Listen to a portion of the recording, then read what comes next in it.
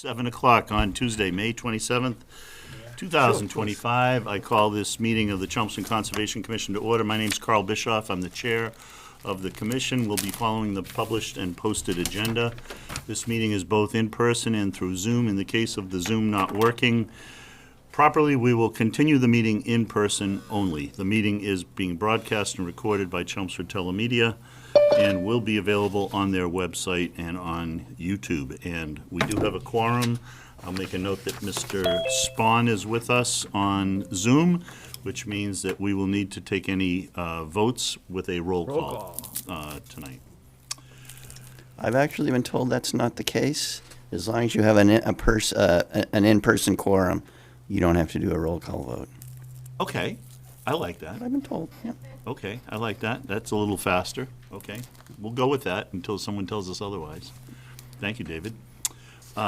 We do have two NOIs tonight on the Freeman Lake. They're coming later in the regulatory section. One is a continuation from the previous meeting, which is on the mechanical harvesting, and the second one is a new NOI, which is on the use of herbicides. So that's just a programming note.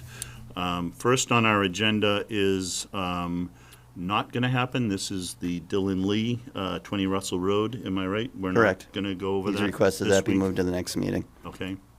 We can't continue it because it's not a hearing, but we'll get to it next at our next meeting. Okay. Now we go to our liaison update from the planning board. Hello, Chris. Good evening. Good evening. So last meeting, we almost wrapped up the Kate's Corner discussion. We're getting pretty close. We also did a debrief of the town meeting, bylaws and how that went, and we started planning for the fall town meeting. We appointed two folks to the Climate Resilience Task Force. I believe that is Deirdre and Mike, and Saritha is going to be an alternate if needed. We started discussing the strategic plan. This week, we actually start our meeting at 7:30, a little bit later than normal. We've got an A&R for Old Westford Road to change the lot lines. We're going to finish the Kate's Corner discussion. We will be talking about the strategic plan again, discussing with the select board representatives as well for that. And then we're actually going to be discussing 270 Billerica Road related to the RAM plan compliance. It's been noticed that the mound with the contaminated soil has been left uncovered a few times. So we're going to be talking about that topic this week. Okay. Good to hear. I'm glad you're talking about that. Yep.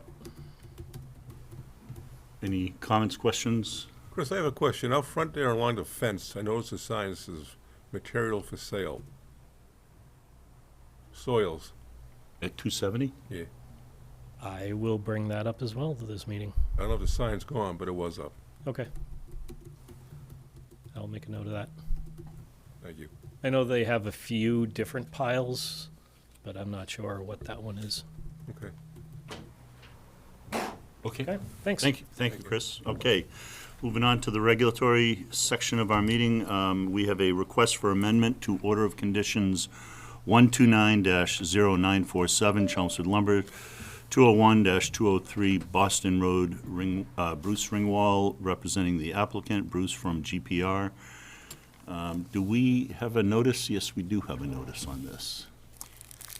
Mr. Chairman, legal notice pursuant to the provisions of the Massachusetts Wetlands Protection Act, Mass General Laws, Chapter 131, Section 40, and the Chelmsford Wetlands Bylaw, Chapter 187. The Chelmsford Conservation Commission will conduct a public hearing in Room 204 at the Chelmsford Town Offices on Tuesday, May 27th, 2025, to consider the request to amend Order of Conditions 129-0947, filed by original applicant and property owner Chelmsford Lumber for work in bordering vegetated wetlands and associated 100-foot buffer zone at 201 and 203 Boston Road, further identified as assessors parcels map 112/block 425, lots 1 and 2, respectively.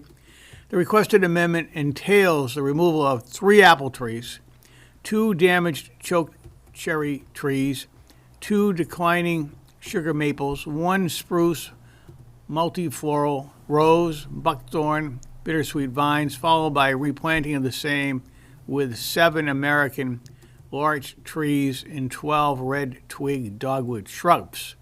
Also modifying perpetual condition number 47 to allow for mowing bordering vegetated wetlands and 100-foot buffer zone more than once annually. Mr. Chairman, back to you. Thank you, Chris. Thank you very much. Mr.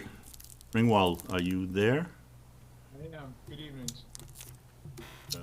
Thank you for allowing me on Zoom this evening. I have We, several hold hearings on. in several Oh, communities. Thank you. We can hear you now. I said, thank you for allowing me on Zoom this evening. I have several hearings in several communities, so this helps me out tonight. Also, I believe in the audience is Matt Foti, the arborist working on the project. First, if we could briefly talk about the order of conditions. Oops, I guess you got the plans up. Well, it's up to you, Bruce, whatever order you want to go in. Let's go there. You got that up, so this looks good. So, I don't see, there you go. So these are the trees and some vines and stuff that they want to remove. They want to save the sugar maple. And then they would, as they mentioned, replant with some red twig dogwood and 7 American larch trees. And they're just trying to clean up that corner, get rid of the invasives. And as I said, Matt's in the audience if you want to ask him any additional questions relative to this portion of it. Okay, so David, I that's, think we also had a plan that shows this in plan view so that Yes. I can share it, or if you have it right handy, Yep. so the commissioners, well, that works. Well, that's, We had also given you a plan that showed that same area, but it's just graphically a little different. But that Okay. covers it right there. So that's the general location that we're talking about, between the house and the wetlands, right on the edge. yeah. So this is the road. This is Boston Road down here. This is the old farmhouse, right? That's correct. That I'm circling. So the removal of the trees and the replanting with the larch and the dogwoods, that's all buffer zone. That's all buffer zone work. okay.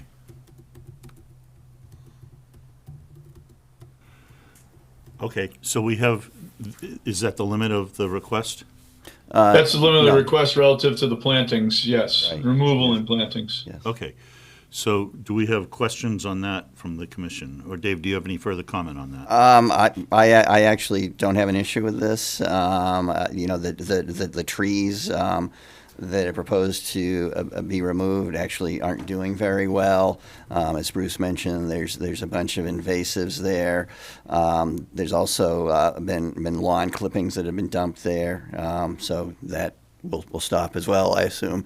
The only condition I would put in regarding this is to say you do it after July 1st, just in case there's something nesting in the trees right now. Okay, So which isn't all that far. yeah. So Okay. I think this is okay. Okay, any questions on this? We're having another discussion besides this? Is Yes, that what- yeah, am I yeah. okay? Okay, so let's talk about this part first. Chris, do you have any No, I comments? mean, I certainly support getting rid of the invasives, so Yeah, I'm on board for that. Mark? I support what he wants to do. I'd like to see the trees that he's gonna plant be indigenous. I don't believe they are, right? American larch? Yeah, is not- larch are native. Yeah. Yeah. Okay. As Red twig dogwood is definitely native. yes. Okay. Yeah. Oh, my mistake, sure. Okay. Okay, Bill? I'm good with this. John? I'm good with it. Peter, online, Peter? Yes, I have a question about the red twig dogwoods. I'm curious why you selected like red twigs instead of another species? Not that there's anything wrong with it, I'm just curious. Do you want to come up to the, or, I consider it to be an edge of the wetland plant, it's not uh, in the wetland. can you come up to the podium, please? Thank you. And please you give your name and, Yeah, my name is Matt Foti. I'm arborist and registered consulting arborist since 1977, based in Lexington. worked for the McNamara family for almost 50 years. And we planted last year in the buffer zone. And then when we finished with that, the McNamara's wanted more trees all the way up the other border that was outside of the buffer zone. I don't know, we probably planted 25 trees in total. It's kind of like the only messy corner left, and they just like to have everything neat. And Bob McNamara Jr. has a particular affection for American larch because they are native, and he's got a place in Vermont, and he sees, they light up in the fall. So Yep. So Peter, your question was on the dogwood, is that right? Yeah, I was just curious if you took a look at the types of dogwoods in the kind of the immediate vicinity, and that's what led you to this? It's there is actually red twig dogwood there. There's rhodosia. Yeah, it's a. Okay. Yeah, we try to get a straight species if you want. We also have something like American witch hazel, any type of native if you want to alternate. I think the red twig is a good choice. It's good. It's good wildlife habitat. Birds like it. It is native. Is the red twig a cultivar of the red osier? Is that? Well, we would try to get straight species if that's what is. You typically within the buffer you like straight species and not cultivars. Yes, preferably. Yeah, preferably the straight. Yeah, we would try to find straight species, and they colonize too. They tend to spread out. Yeah. No, that's a good plan. Okay, Peter. We looked at what we could potentially try to save in there, but when the invasives are all intertwined, it's difficult. Peter, do you have anything more, or is that okay? No, David asked the question better than I did, so thank you. Okay. And thank you for your work, Matt. Thank you. Okay, so let's move on to the second part of this. So Bruce, maybe you can tell us Certainly. the second part. Certainly. So in the fall of 23, when we had filed the notice of intent relative to this whole area, we had a lot of discussion about mowing the lawn because they have a nice lawn mowed around the facility, immediately adjacent to the parking lot and such.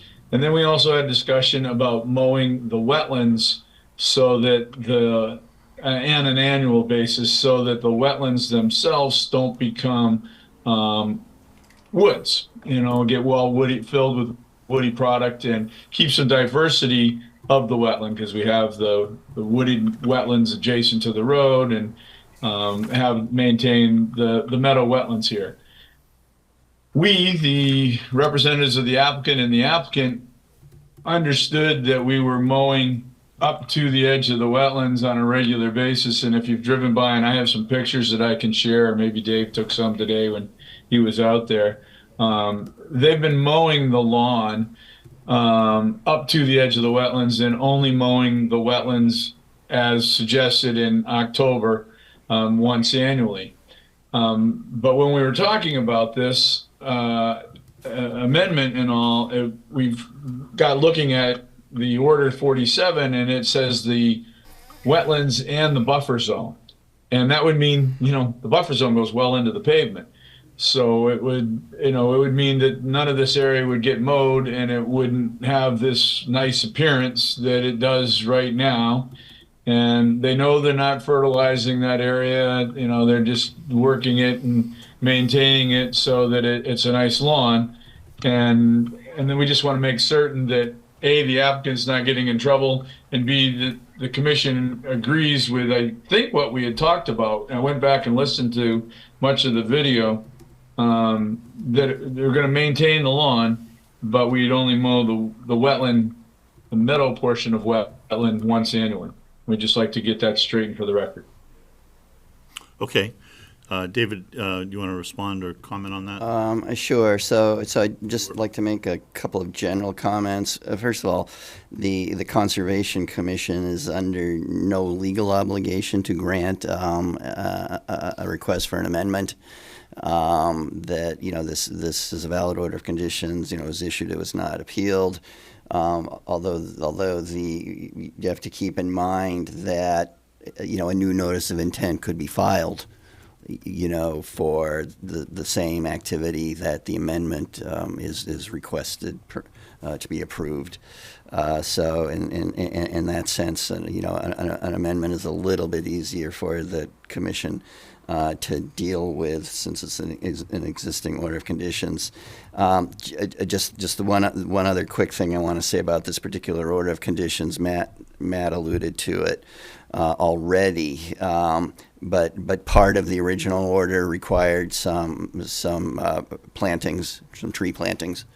I think there was my recollection was there was a total of 9. I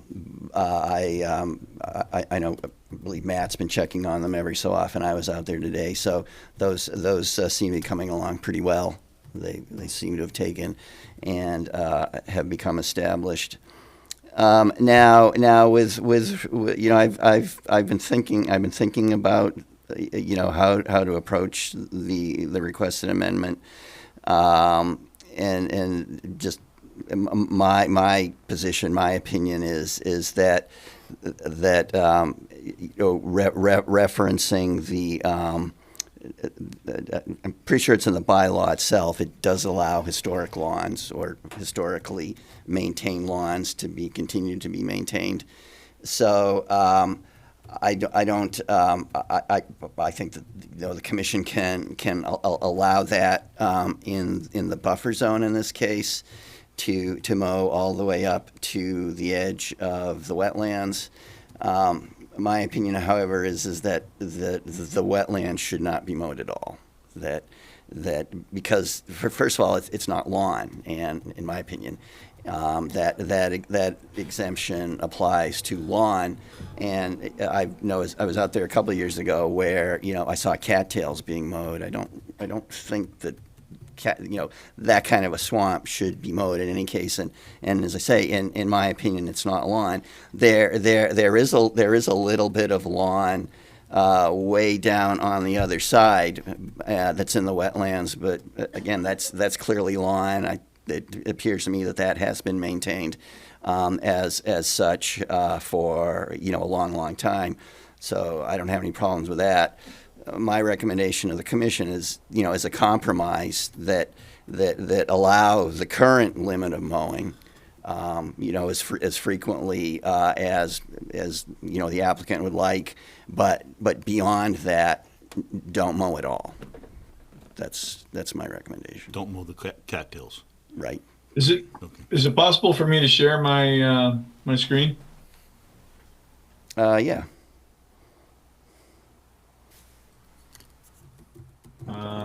Sharing is not turned on.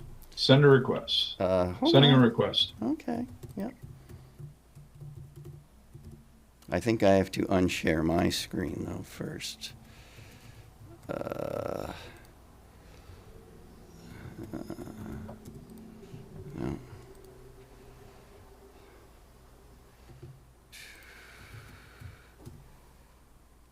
Why? Okay. Okay. Oh, no, hold on.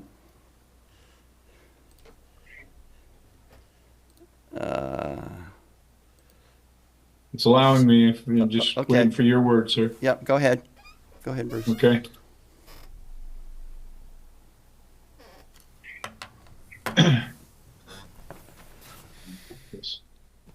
So Can you enlarge that a little bit, Bruce? I'm gonna try.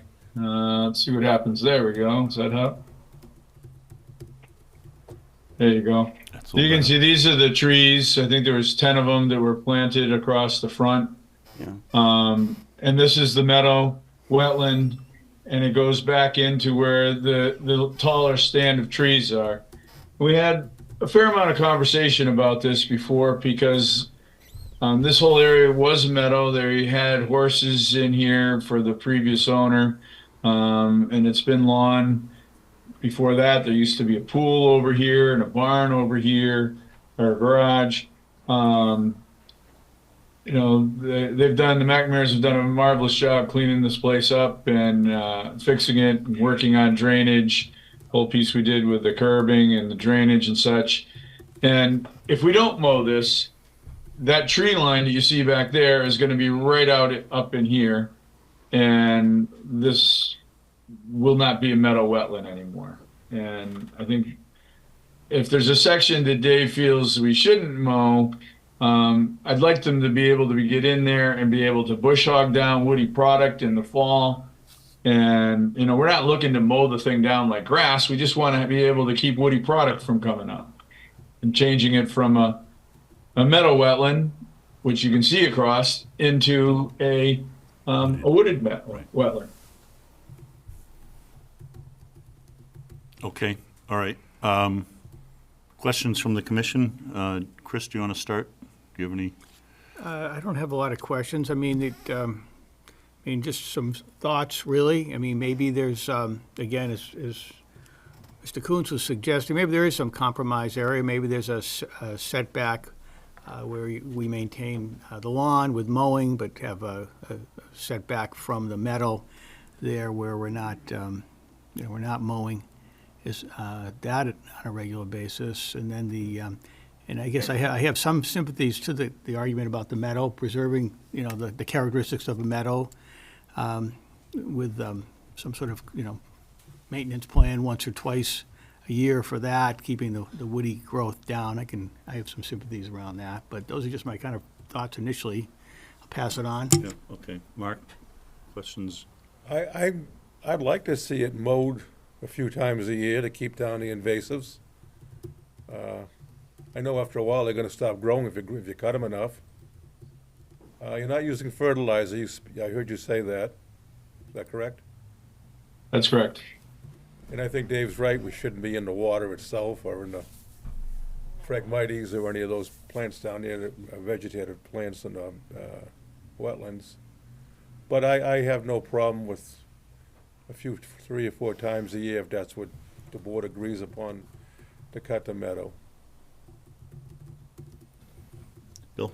We're asking that the lawn that's been mowed on a regular basis with the rest of the lawn outside of the wetlands be able to be mowed. And then the previous order allowed for the wetlands to be mowed once annually in the fall. And that's what Dave would like to modify. Yeah. So it's more frequent in the lawn area and less frequent in the wetlands, or not at all in the wetlands? Well, the current order says that both the buffer zone and the wetlands can only be mowed once a year after October 1st. That's correct. What I'm suggesting is let the buffer zone can be mowed as often as they want, but not mow the wetlands at all. Now, I can think about, if the concern is, keeping the woody plants out of there, then maybe it doesn't have to be mowed. Are you open to that, Bruce? What's that? Well, he had even suggested brush hog, which is just a different type of mowing, cutting. Yeah, then brush hog would just go in to cut down the wood product. But possibly it could be targeted to the wood. Well, what about just removing the woody stems by hand? I mean, they're not going to be that many that come up, over. Well, over Matt the could course address of the year. that more closely than I. He's on site regularly. Any thoughts, Matt? It does migrate. Yeah, it does, but how many are we talking? Further down, there is one pretty good patch Good of clump, okay. Japanese bamboo. Oh, Well, that's an invasive. that's, Yeah, yeah, that's invasive. that's not a woody. Keep that down as to bush hog. It continues. Yeah. Well, yeah, no, So- the commission doesn't have an I do issue. need you to I wouldn't come have an up issue with that. All right. Go ahead. I was just going to say, going in there with some loppers, a couple times a year should be enough, I would think, to get what woody stems are growing up. See, I don't really know where the line is myself. Well, that was the other thing I was going to recommend was that my understanding from speaking with Bruce is that the frequent mowing or the several times a year mowing, what the limit that's out there right now is that's what's proposed to be in perpetuity. So I would recommend that line be permanently marked. I think a split rail fence would go in character well with the site, and so that way there's not inadvertent, creep, wetland creep or whatever with then the mowing going in, further into the wetlands. And vice versa. Yeah, and again, I think just it's in my opinion, it's a relatively small area. You, again, just could go in there. It might not even have to be every year. I mean, the woody stems, take 2 or 3 years to really grow up and become, visible. Okay, let's keep going, see if Bill and John. Yeah, I don't have a problem with compromising and running the brush hog down there once or twice a year and mowing up to the trees is where that line of trees is where you mow the grass, right? No, we mow it to the wetland line, which is, if I put this In front of it. back on here, Yeah. see if I can get the right one again. You can see this is the edge of the wetlands right out here, Okay, yeah. and that's where we mow to, right there. Yeah, that's, I like the way it looks right now. And then take the brush hog and do the meadow there. I'm fine with it. Okay, John? Yeah, I'm fine with mowing the way it's mowed, and I think they could mow at least a couple times a year. It was hayed, it was pasture land for years. I've lived there all my life. And that was pasture land at one time, okay? And it was hayed, and it was hayed right to as far back as you could get hay out of it. So it wouldn't bother me to see it mowed. Okay. Peter? I think we still have Peter, right? Yep. Yeah. Just a couple of quick things. I appreciate the applicant's efforts to restore these areas, and I think we should consider that. I don't have any big problem with mowing right up to the edge of the wetland, but I would personally like to make a distinction about mowing the wetland itself. And a question perhaps for the applicant, are we talking about avoiding tall trees, or are we talking about avoiding the growth of, say, 10-foot tall shrubs that are populated all over this watershed? Dogwoods, winterberries, viburnums, others. Because to me, that's a big difference. I would totally support cutting trees. You guys never heard me say that before. But once you cut the trees, you're going to lose a lot of the wetland value, meaning the shrubs, the native shrubs. So, whatever the board decides, I think I'd be happy with, but I would advocate hand loppers of species that will turn into trees taller than, pick a number, 10 feet. And I realize that may not be the applicant's vision for this property, but that would be a great compromise in my mind. We give up the buffer for mowing. We let the wetland be as much of a wetland as we can and allow the applicant to cut the tall trees or even shrubs over, pick a number, 10 feet high. May I respond to your question, sir? Yeah, sure. Oh, Go ahead, sure. Bruce. We are looking at keeping the shrub growth out of this area. The shrub growth just leads way to the trees coming in and the trees taking over. We have a good shrub layer, as you can see in this issue right here in the foreground of the wooded edge. There's some good, heavy, big shrubs that are growing in there.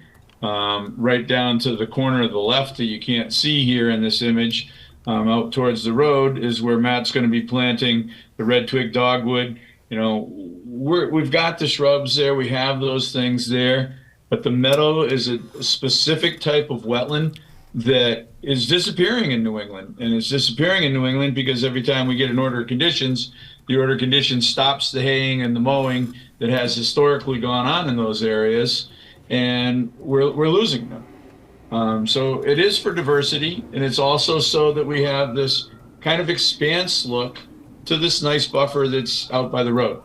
So Yeah, I'll leave it at that, and we go with whatever you folks suggest. Yeah, if I might ask, Bruce, maybe I don't understand something.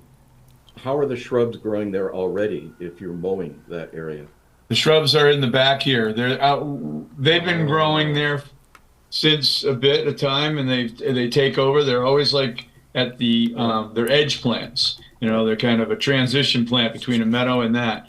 And every time the shrub gets bigger, the mowing is further and further away from the woods, and the wood line comes out, and the shrub line comes out, and you slowly lose your meadow. Okay. John, Well, right, but well, all right, enough said. I think we're talking about the same thing. John, you had a, Yep. We got a project in front of us right now. Okay, we're gonna be talking about in a few minutes. We're at a 50-foot no build. We're talking mowing. It's no, two different things. yeah. I think it could be mowed a couple times a year, the meadow. It's not gonna hurt nothing. It was hayed, it well- was farmed. It's a meadow, so It- I think, so let me throw out a proposal. One, I totally agree with cutting, I'm fine with cutting the grass up to the buffer zone, up to the wetland. But I think we ought to be cutting the wetland every 2 or 3 years, and that's more than enough to keep the woodies down every couple of years. That's what, so we're looking at this at Warren Pole, having a wet meadow plan done at Warren Pole. And I would expect that that's going to be, if we're even going to cut it, depending on the analysis of the wood plants coming in, that we, wouldn't be any more frequent than, 3 or 4 or 5 years. That the trees don't grow that fast. So to go in there once or every 2, 3, 4 years, something like that, to me would be reasonable. And I agree with Bruce that you want to preserve these wet meadows. It's a valuable resource, and that's one way to do it. So that would be my suggestion, not to do it more than once a year, but maybe every other year or every third year, something like that. Bruce, what do you think of that? I think that as a commission, you have about 4 or 5 different items out there, and I'm going to let you guys discuss amongst you and pick one. I mean, if I'm not mistaken, Bruce, the request is not to mow the wetlands any more than once a year. That's correct. That's 100% correct. Yeah, Okay. yeah. We're fine with that. We just wanted to make certain they had been mowing the lawn. We realized it was in conflict with the order, Okay. and we wanted to get it cleaned up. All right, so let's do that. Let's go with that. Let's stay with, okay to cut the lawn up to the wetland, and okay to keep the once a year on the wetland, no more than once a year. Chris, do I want to? I agree. You okay with that and No, I make a agree. motion? And I agree. I mean, I think that's kind of consensus. They were at once a year. I mean, I know John's shaking his head. He'd like to go a little Cut more. hay twice a year. Yeah, well, That's a hay but field. We're not going to make it less tight. I don't. Okay. So. That's so my we- opinion. This is a public hearing, so is there anybody from the public that would want to speak on this? Yeah, come on up to the. One more time. Matt Fode again. I think some demarcation would be helpful. David's suggestion of a split rail fence. Would that be maybe acceptable? some granite bounds or something like that, if it's okay with you guys. Would a split rail fence be acceptable, Bruce? I haven't talked to Bob about it. I could easily put in bounds in several places along the edge to create a permanent staking. There is a split rail fence at the far end of the property that differentiates the paddock on the adjacent property. So it could happen with a split rail fence. I'm fine with either. I think something gets lost in the translation between the person that's actually running the mower and the person that gives them the order to go out there Yes. and mow. And they don't know where the line is, Right. you know. So, I mean, if there was some demarcation, like I said, maybe Yeah. granite bounds, stones, even stones, you know. In my opinion, the split rail fence is very obvious, and it's It rots out though, you know. That's the only, yeah, it does have to be Let's let maintained. the applicant decide. Okay, we can put in a condition in there that makes it, gives them some choices or another choice acceptable to the commission. Okay. So you're mowing the meadow That's more fine. often. And we'll be happy to report back to you as soon as we have a powwow session and make a determination. Okay, Okay. sounds good. Thank you.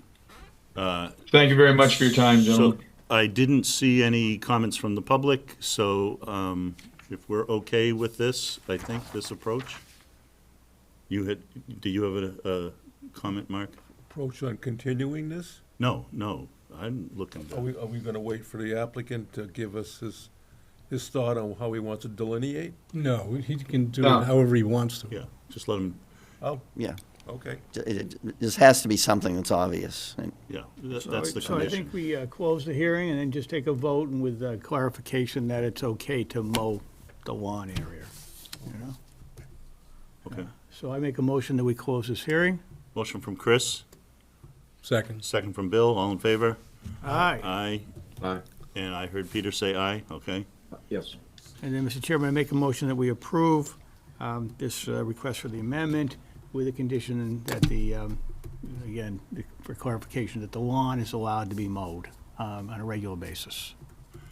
And that they will delineate with the, And there will be a delineation that'll be made to separate the lawn from the wet meadow. okay, motion from Chris, Second. second from Bill, all in favor? Aye. Aye. Aye. And aye from Peter, okay. All right, Bruce, thank you Thank very much. you very much, folks. And- so, and- so was the hearing closed? Yes, the hearing was closed, yeah. Thank you, Matt, thanks for coming in, appreciate it. Okay, we are moving on, thank you very Thank you, much. Bruce. Thank you. Good night. I think that's a good solution. I think that works. Okay, next we are another continuation. This is notice of intent continued from May 13th. This is from our last meeting. This is George Allen and Son Construction, Old Westford Road, Assessors Parcel 38-129-1. Stephen Dresser here representing the applicant. We do have a new plan, which is outside of the buffer zone. We received that. I think the peer reviewer recommendations were added to the plan. Anything else, David, you wanted to add before we ask Mr. Dresser to talk through the plan? No? Good evening. Why don't you tell us about the changes? Good evening. Again, Stephen Dresser, Dresser Williamson Way, representing George Allen and Sons Construction. As per the last meeting, we did revise the wetlands. That still continues to be shown on that. And as we discussed, the result of that, the 50-foot no building zone was changed. The prior plan had a corner of the proposed house within that 50-foot no building zone. The commission indicated that they were not receptive to that house being within the 50-foot no building zone. So we revised the house, took off kind of the side addition, made it a little bit smaller, and put kind of like an addition in the back where a family room would be. And just utilize the existing basement for the garage. So that reduced the footprint somewhat, reduced the impervious area, and more importantly, moved all the building outside of the 50-foot no build zone. Just as back to the review consultant, which I think is probably where we stood for as far as revisions and getting past that, we made some minor changes to the Form 3A. There was a question about the abutter notification form, and that it says Eagle Independent on the form. That form is on your website. We just downloaded it from that. I don't, there's plenty of, We're working on the website. okay. So. There's plenty of information on that. Oops. It was a few newspapers ago, I guess. Yeah, I think so. But I think there's plenty of information for public notice was appropriate on it, and that was something that only went to the abutters. So we sent in the appropriate USGS map. There is some kind of preliminary floodplain that FEMA has not on their website, but there's some recommendation from DEP that we use this preliminary plan. It hasn't been adopted. Regardless, it was called out in the wetland report, and we added that to the plan. It essentially backs up like the flood study. It doesn't top the road, if it, and So what line, is that the light blue line? yeah, it's a zone A. Yeah. So it's not associated with an elevation, but it doesn't top the road. We know the elevation of the road is 3.5 feet below the any activity. So we know that we're not within that preliminary flood zone. We included an impervious area spreadsheet showing all the removal of the impervious areas from the inner buffer zone and what they were in the outer buffer zones. We included a planting plan at the recommendation of DEP. There are 15 plants within the restoration area. So that's on this plan, right? It is just a little bit more. There you go. So yeah, there's a little insert there showing the plants, and there's a planting specifications up above that, Yeah. listing the type of plants, and to work with David, when time comes to put them in, make sure it's done appropriately. We put a note and added markers at the 25-foot no alteration zone. There was some notes about invasive management, but it was kind of broad, so I'm not too sure what the areas would be. I walked the site. I don't see a lot of knotweed, and I'm not super up to date on all the plantings that are invasives. We're willing to do that, but we kind of need a specific, or I just work with David, something in the order that would allow Yeah, us to do that. there's a standard condition. Deal with Okay, that. that's fine. Removal of debris, I assume there's probably a standard condition for that. They certainly don't want the debris or tires on their site when they go to sell the property. Quite a bit of old farm equipment out there that they'll likely get rid of and go from there. We did add a wetland line just from, we can't go on the property across the street, but there is a potential vernal pool over there that would have an associated bordering vegetated wetland. We just kind of took Google Maps to see what that would do. I think that was at the suggestion of Oxbow. And it does not, the 50-foot no alteration zone will not come onto the property at all, and there's a small area of the 100-foot, which is kind of the lighter green there. There's only a small area of the walkway that actually comes within there. Everything else is vegetated, so it really doesn't change the impact on the buffer zone at all. And there was a suggestion about putting siltation sacks in the catch basins that he commented would likely feed into the potential vernal pool, but it does not appear. There are no catch basins out in front of the property. In fact, it looks like the potential vernal pool has an overflow outlet that enters the town drainage system. There's a manhole, there's 3 manholes out on Old Westford Road in front of the property, and there's a culvert that comes out of that property. Looks like it probably goes into a manhole and then down the road and past the fields and empties into the big wetland alongside Route 3. There is a catch basin down towards the point of the triangle, which we're willing to put a silt sack in, but it really doesn't have a lot of impact from our, way down, Way down here. Yep. even to the left there, on the road. Down, left, yeah, next one, a little over, right there, that one. That's kind of the nearest catch basin. So there's a long stretch of Yeah. road there that goes untreated, unfortunately. Well, I'm sure that the DPW may have something to say about that when you have their hearing. Okay. Yeah, we have to, meet their stormwater. We'll have a stormwater management plan, so I'm sure of that. And we included the operation and maintenance plan. Again, that'll be part of the stormwater management plan with the DPW too, but we did include it for your order. So hopefully we're ready to move on. Any David, questions? any further comments, or it sounds to me, I didn't track every single one of the peer reviewer things, but it sounds like they were all covered. I think they are. I think all of the information that has been requested has been provided. I don't know if I do have a couple of ideas for special conditions. I mean, nothing major. I don't know if you want to talk about that now. Why don't you throw them out? Yeah. Okay, so I think and we kind of touched upon this already, but when the subsurface infiltrators are installed, just put in the condition, and it's more or less a standard condition anyway for commercial projects, just that an agent of the town be present to observe the installation. So that's the first one. Then just the second one would be similar to the discussion of the previous hearing. Just put something in there. I know that the permanent markers of the 25-foot no disturb are shown here, but just give a little bit more clarification of that. Give some choices, or another choice that's not included that's acceptable to the commission. Okay. No. Any suggestions, just plants or? Yeah, a thick row of native vegetation, that certainly is an option. A split rail fence, as we talked about before, which of course has to be maintained, or boulders, which some people might not like in their backyards, or another choice. I know I've seen some permanent markers that are like 2 foot high wooden posts that are just standalone, but they have markers on them. I think those are dangerous to children. I wouldn't do that. Just my opinion. Okay.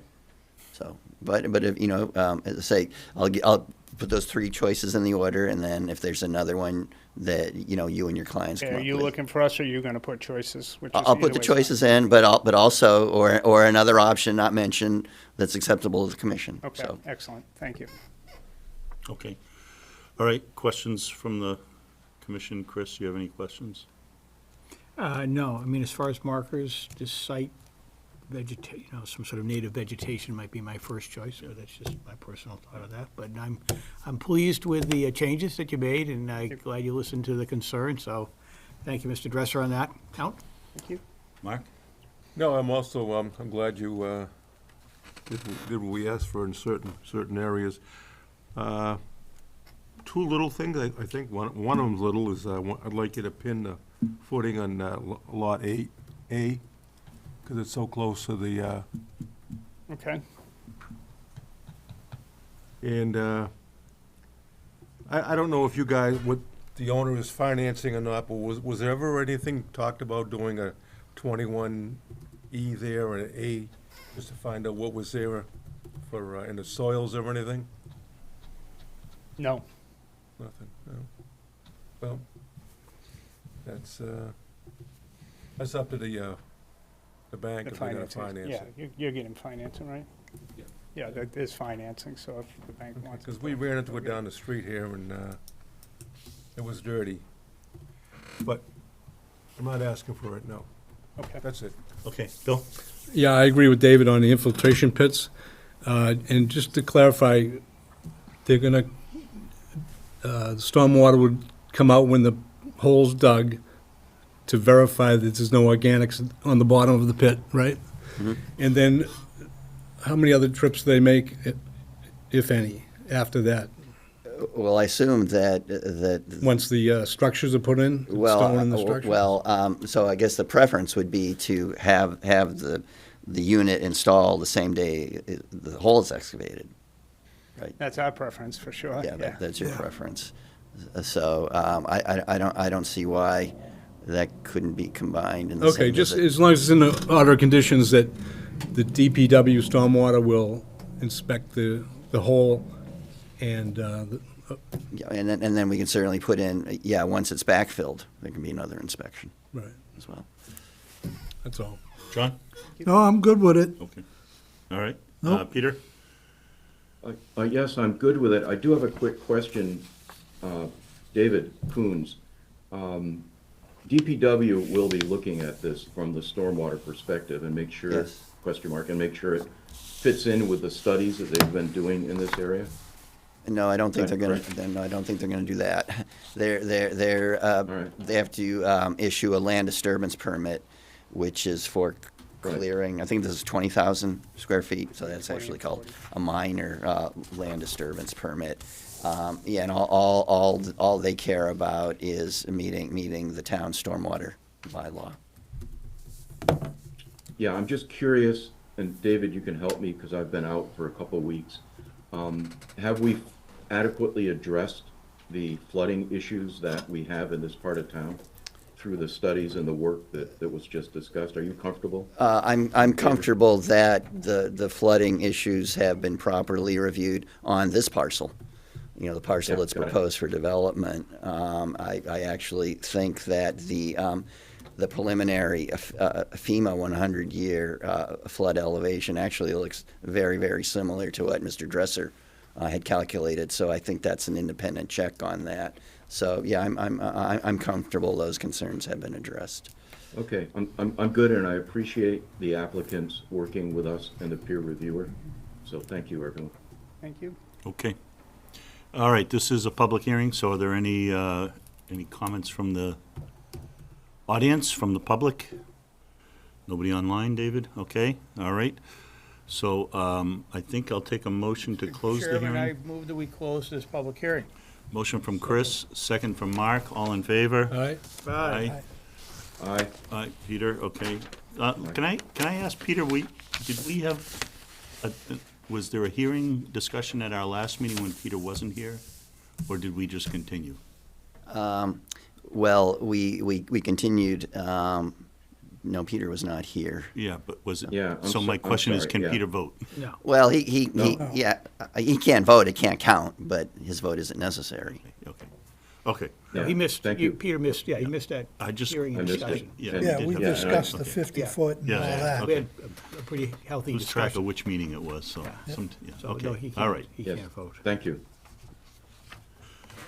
Mr. Chairman, I make a motion that we approve the project with our standard conditions, but also several of these special conditions. And let me just make sure I've got these right for my notes. The first one with respect to the subsurface infiltration installation, that be witnessed by our town DPW observer and be present for that installation, as well as any backfill activity that would be related as well too. So that'd be condition number one. Good, yep. Condition two was with respect to, we'd have markers that would be delineating the 25-foot setback line that was on the plans, and the markers would be, we'd give the applicant an option really of, some sort of native species that could be there, or we talked about, I think, split rail fence, number two, or maybe some sort of, something else. Stone marker. Stone markers perhaps, and kind of let you, make a decision, I think, with our agent around what was best. Or a proposed one outside of it. If he comes back with a proposal that's acceptable. Yeah, that's fine. Yep. And then lastly, Mr. Gibbs had mentioned having that, the pin footing on Lot 8, just because that building was so close to the 50-foot setback, that we have that pin. Just so there was, I remember years ago, there was like 25 years ago, we had a little problem where somebody, it wasn't pinned and the building came in and it was like encroached over by a foot or two. And it caused some consternation for down. everybody. Rip it Yeah. down. Well, that was one option in front of the discussion was, Grow up. take it down. which We don't would want to have get been there. We don't want to get in that We won't. situation and have to deal with that. So we want to pin that footing on Lot 8. And I think that was it as far as special conditions. I think that sounds right. Okay, Yeah. so that's the motion from Chris. Second? Second? Second from Bill. All in favor? All right? Aye. Thank you, sir. All right. Appreciate it. Thank you very much. Appreciate the cooperation. First one. Yeah, the first one, like. flew right Okay, there in my hand. next one is also continued. This is a notice of intent from May 13th, our last meeting, Town of Chelmsford, Freeman Lake, Courtney Thompson, Chelmsford DPW, representing the applicant. And did I just hear that, did I see an email that we did get DEP replied with no comments on this Yes, one? correct. Okay. Yes, they have no comments. Yes. Yes.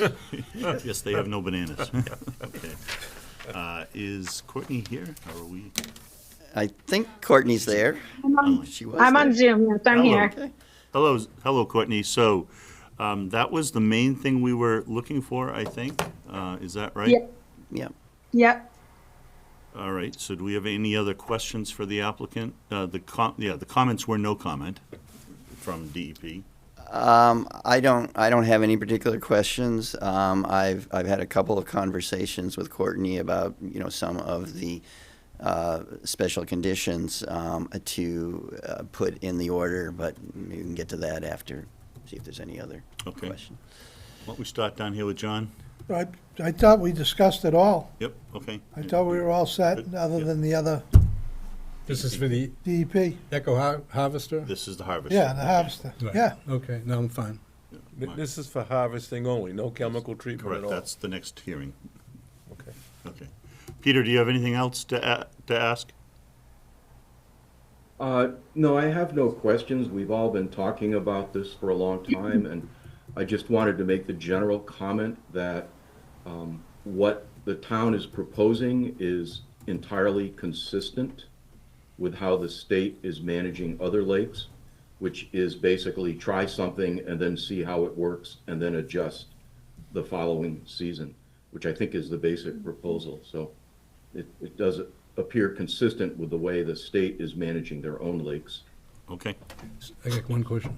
Yeah, go ahead, Bill. Courtney, when would you be doing the eco harvesting? Would it be happen this year, or is it too late now? No, we're hoping it'll happen mid-June. Mid-June? Okay. Yeah. And how much of an area? So it will depend a little bit on the thickness, the biomass thickness, and some other factors about how quickly the machinery can operate.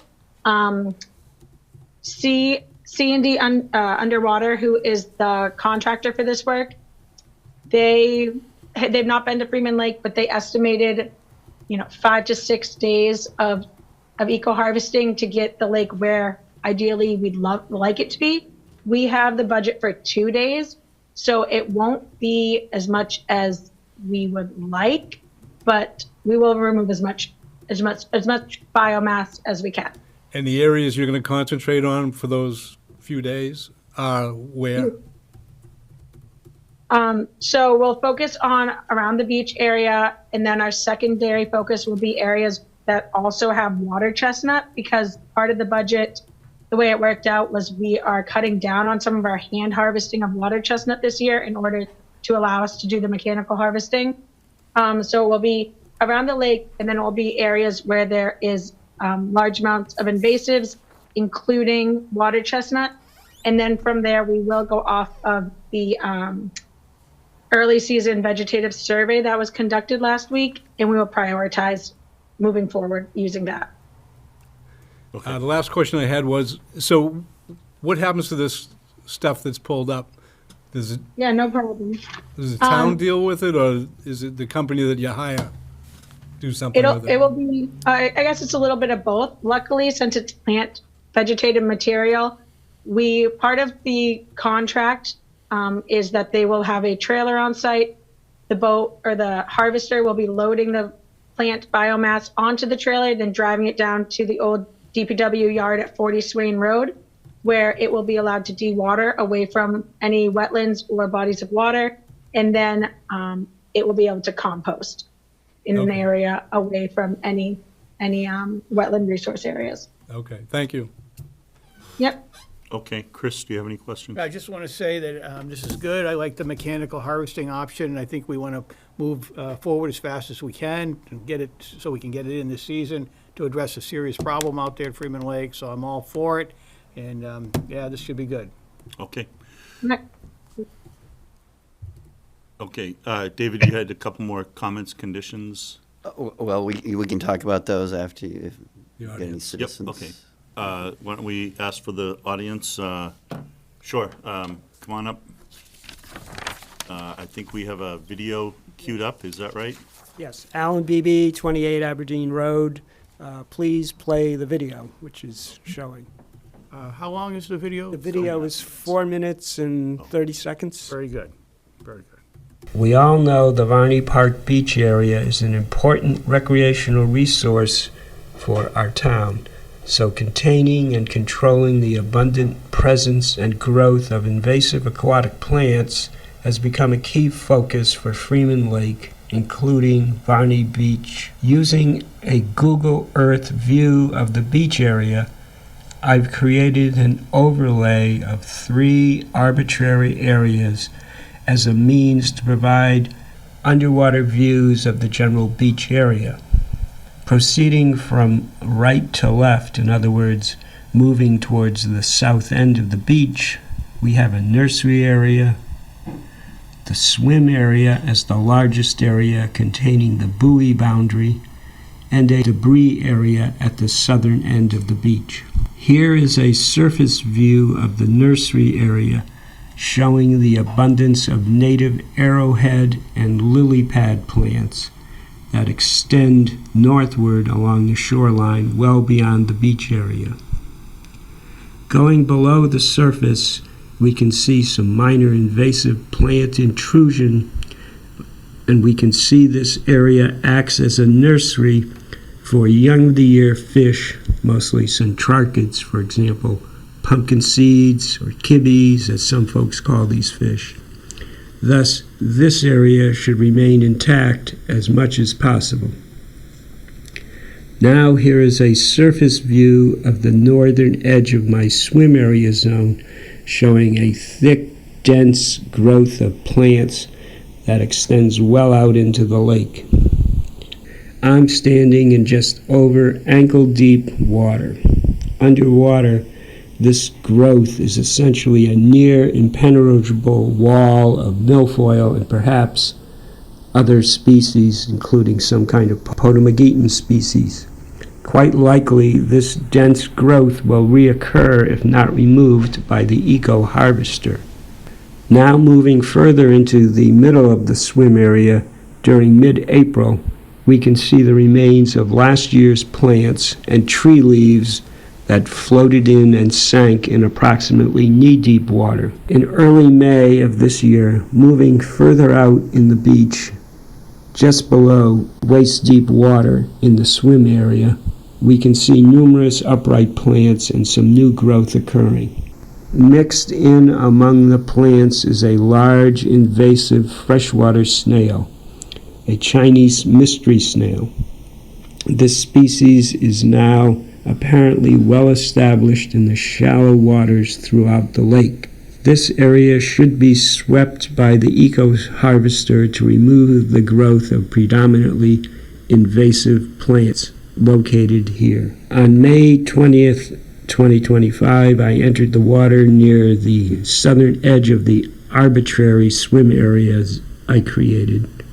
I'm moving in water just below knee deep, and as you can see, there is extensive leaf deposition. This area provides a transition into my last area, the debris area. This area appears to be a thick layer of leaves with no or limited aquatic plant growth. It possibly acts as a natural carbon sink, so the eco-harvester should not be used here, as it would create substantial sediment disturbances. This area likely should have more detailed observation. To summarize, the use of the eco-harvester will provide substantial benefit to control the overabundance of invasive aquatic plants in the Varney Beach area. The areas I describe as a nursery area and as a debris area should not be touched. The swim area should be swept by the eco-harvester. Thank you. So I'd like to see the eco-harvester used in this area in lieu of any chemical treatment later on. Okay, That's it. Thank you. thank you very much. Thank you for the time you put in here. Okay, Could I make a quick comment about that? sure. Hello, Courtney, yep. Hi. Thanks again. Thanks, Alan. That's great. We'll definitely take it into consideration, but I do want to make one point of clarification that the eco-harvester or any mechanical harvester does not prevent growth from coming back. It's akin to mowing your yard. While it will provide temporary benefit and relief from the biomass for a few months, hopefully the season, the integrated management program, which does include the use of herbicides, that is the next NOI we'll be discussing, is really important to making that cumulative improvement. But I know we're going to be touching on that next, but I just did want to clarify that it does not prevent any growth from coming back. And any type of mechanical harvesting just removes it temporarily. Thank you. Okay. Next up.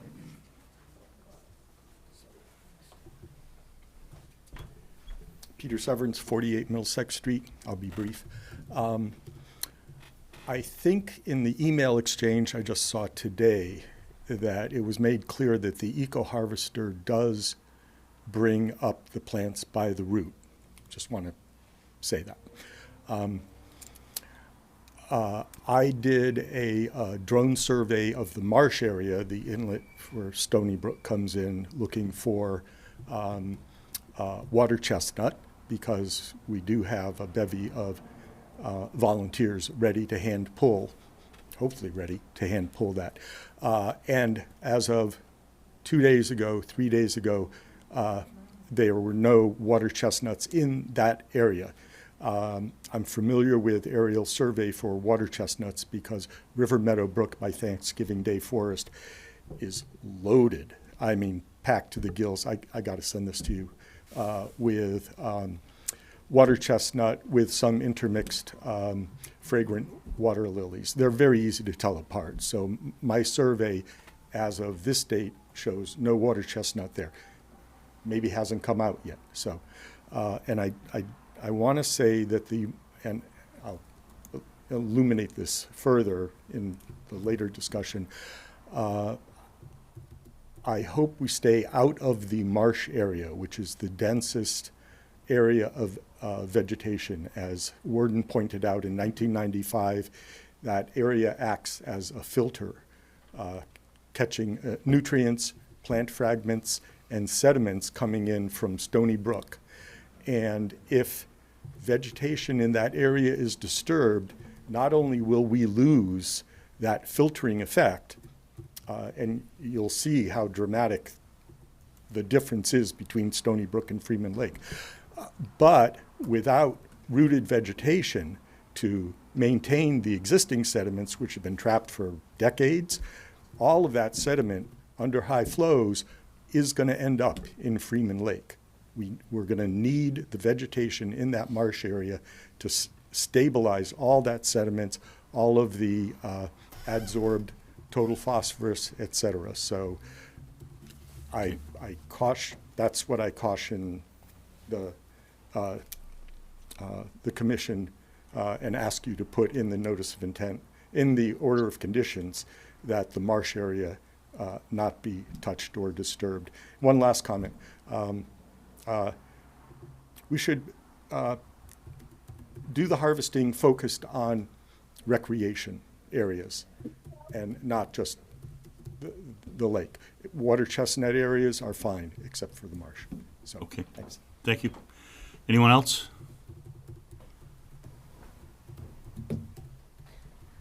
Wanda Dunn, I'll keep this brief because I know we're going into the other. But I just wanted to, I had sent emails to you as far as the budget between, for the harvester machine. And I'm trying to push it up to at least 4 days. So I'm thinking if we just toss herbicides away, because even on Water and Wetlands website, they do show non-chemical ideas that they haven't even implemented into their NOI. We could at least get 2 more days for the Eco Harvester machine. I broke it all down and sent it to you. That we should get 4 days. And everybody's concern has been the beach and the middle area of the lake, where TRC still hasn't given us an answer why they didn't show that there was milfoil and fanwort in the total center of the lake that people were concerned about. So I think we should concentrate on those areas. Same as what Peter Severance just said. I have documented also as far as the experts that have said leaves the inlet alone as far as using an eco-harvester for the water chestnut. It will disturb the inlet as far as being a filtering system. And even TRC has said 77% of the phosphorus loading coming into the inlet comes from Stony Brook. So if you put the eco-harvester there, you're disturbing all that. We're going to get more phosphorus into the lake. So just want to keep it short Thank so you. we can continue. Okay. Anyone else? Yeah, can I respond quickly to Sure. a couple Go of ahead, them? Go ahead, Courtney. So we are not planning on removing vegetation right at that inlet at all. We appreciate everyone, being active in looking into this, but we do have the in-depth, extensive TRC report. And then in addition to that, last week, Water and Wetland did conduct an additional survey, which will be done twice a year, every year, early season and late season. And we will be consulting with the professionals that we've hired and using that information to determine where treatment, whether it be eco-harvesting or another form of treatment, is, the best areas to target. But no one plans on getting rid of all that vegetation coming in at the inlet. Okay. So I know that, I believe a representative from TRC is online and will be available for the next line on the agenda when we discuss the integrated management system. But yeah, so right now, also, I did send Wanda a breakdown of the budget. And the way it is currently set up, we do still have a line item in there for herbicide treatment. If we're able to push that through, it's not very likely. And in all transparency, the 2 days of eco-harvesting did come from that line item budget. Now, if we were able to get it through and the timing worked out, maybe we'd have to, I'm not sure, we'd have to reassess or figure something out. But the way it's looking right now is that 2 days of eco-harvesting is likely happening this year in lieu of the herbicide treatment. Okay. That it, Courtney? Yep, Okay. that's it. Okay, thank you very much. We have one more person coming up here. Good evening. Hadley Campus Trail. I just wanted to reiterate about the use of the chemicals. I'd like to see us hopefully do the eco-harvesting to the maximum benefit this year, and hopefully not have to, address the chemical thing until next year, and see how the eco-harvesting goes. And I'd love to see us find a way, like Wanda said, to get more out of the eco-harvesting, because the middle of the lake has a lot of growth, and I don't think we have any idea how much eco-harvesting is going to happen with this. And the middle of the lake is a pretty good size area, so I'm hoping that this thing will get us closer to solving the problem before we have to try the chemical thing. Okay. So thank you. Okay, David? Question. So this is probably a question for Courtney and Peter. So I'm a little confused. So is the inlet and the marshy area that you're referring to, Peter, those are the same areas? Oh, okay. Yeah. So I think, I don't want to put words in your mouth, Courtney, but I think in responding to Peter's comment, I think you said you're not prepared at this time to not commit to, or commit to not treating those areas with a harvester? So we will not be going deep into that marsh inlet, depending on the extent of vegetation and the extent of water chestnut and our professional surveys. We might skirt in a little bit and remove some of that vegetation. I had spoken to our professional consultant at TRC who performed the in-depth report.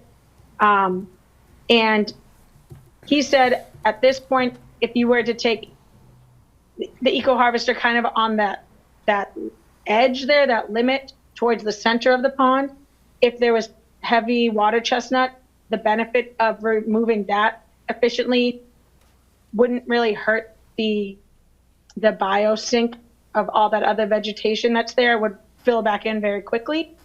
So we would really be relying on our consultant's expertise about those limits. We'd rather not have like a steadfast line drawn, if that's possible in the order conditions. Okay, thank you. Okay, so we've had public comment. We have a proposal in front of us. We have one more. Return to the podium. I'm sorry. I just wanted to reiterate that TRC apparently didn't address anything to do with the middle of the lake, and I'm hoping that somewhere along the line, when the eco-harvester goes out there, they have an understanding of, the beach area is fine to do that, but then the middle of the lake seems like the biggest part of the problem, which is probably at least the size of a football field, and it was not on their plan, as we remember from the last couple meetings ago.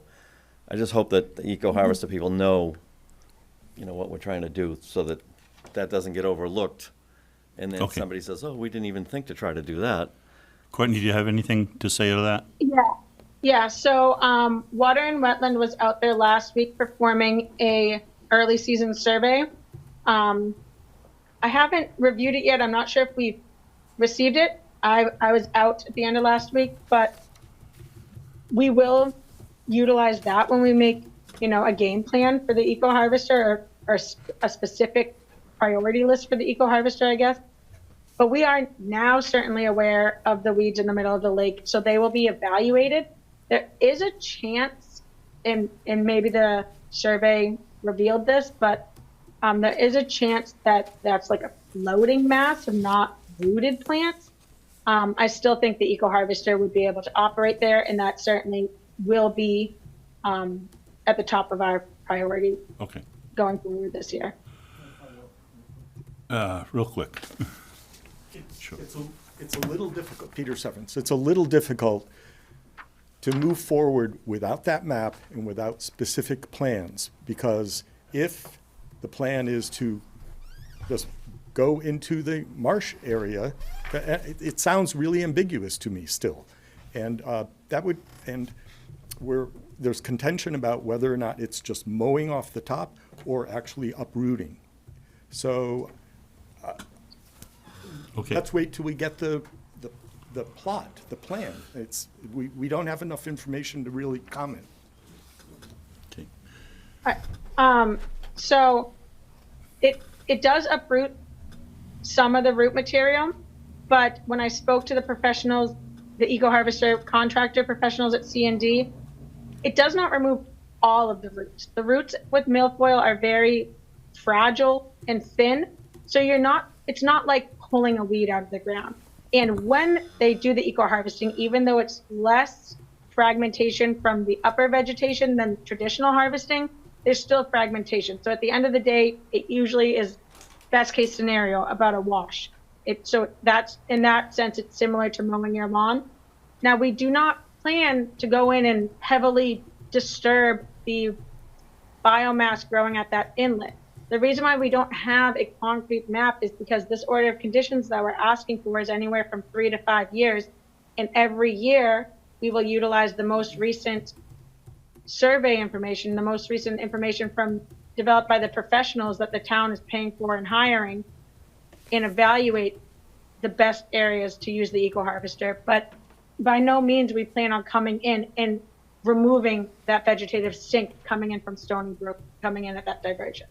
Okay, If thanks. there needs to be a condition, but Thank you. It looks like we have one more speaker. Good evening. Hi, I'm Linda Gervais, and I live on Princeton Street. But my family has grown up on, I call it Crystal Lake, sorry. I don't like doing this, but so my grandmother moved up to Crystal Lake, had my father and his siblings, they all lived there.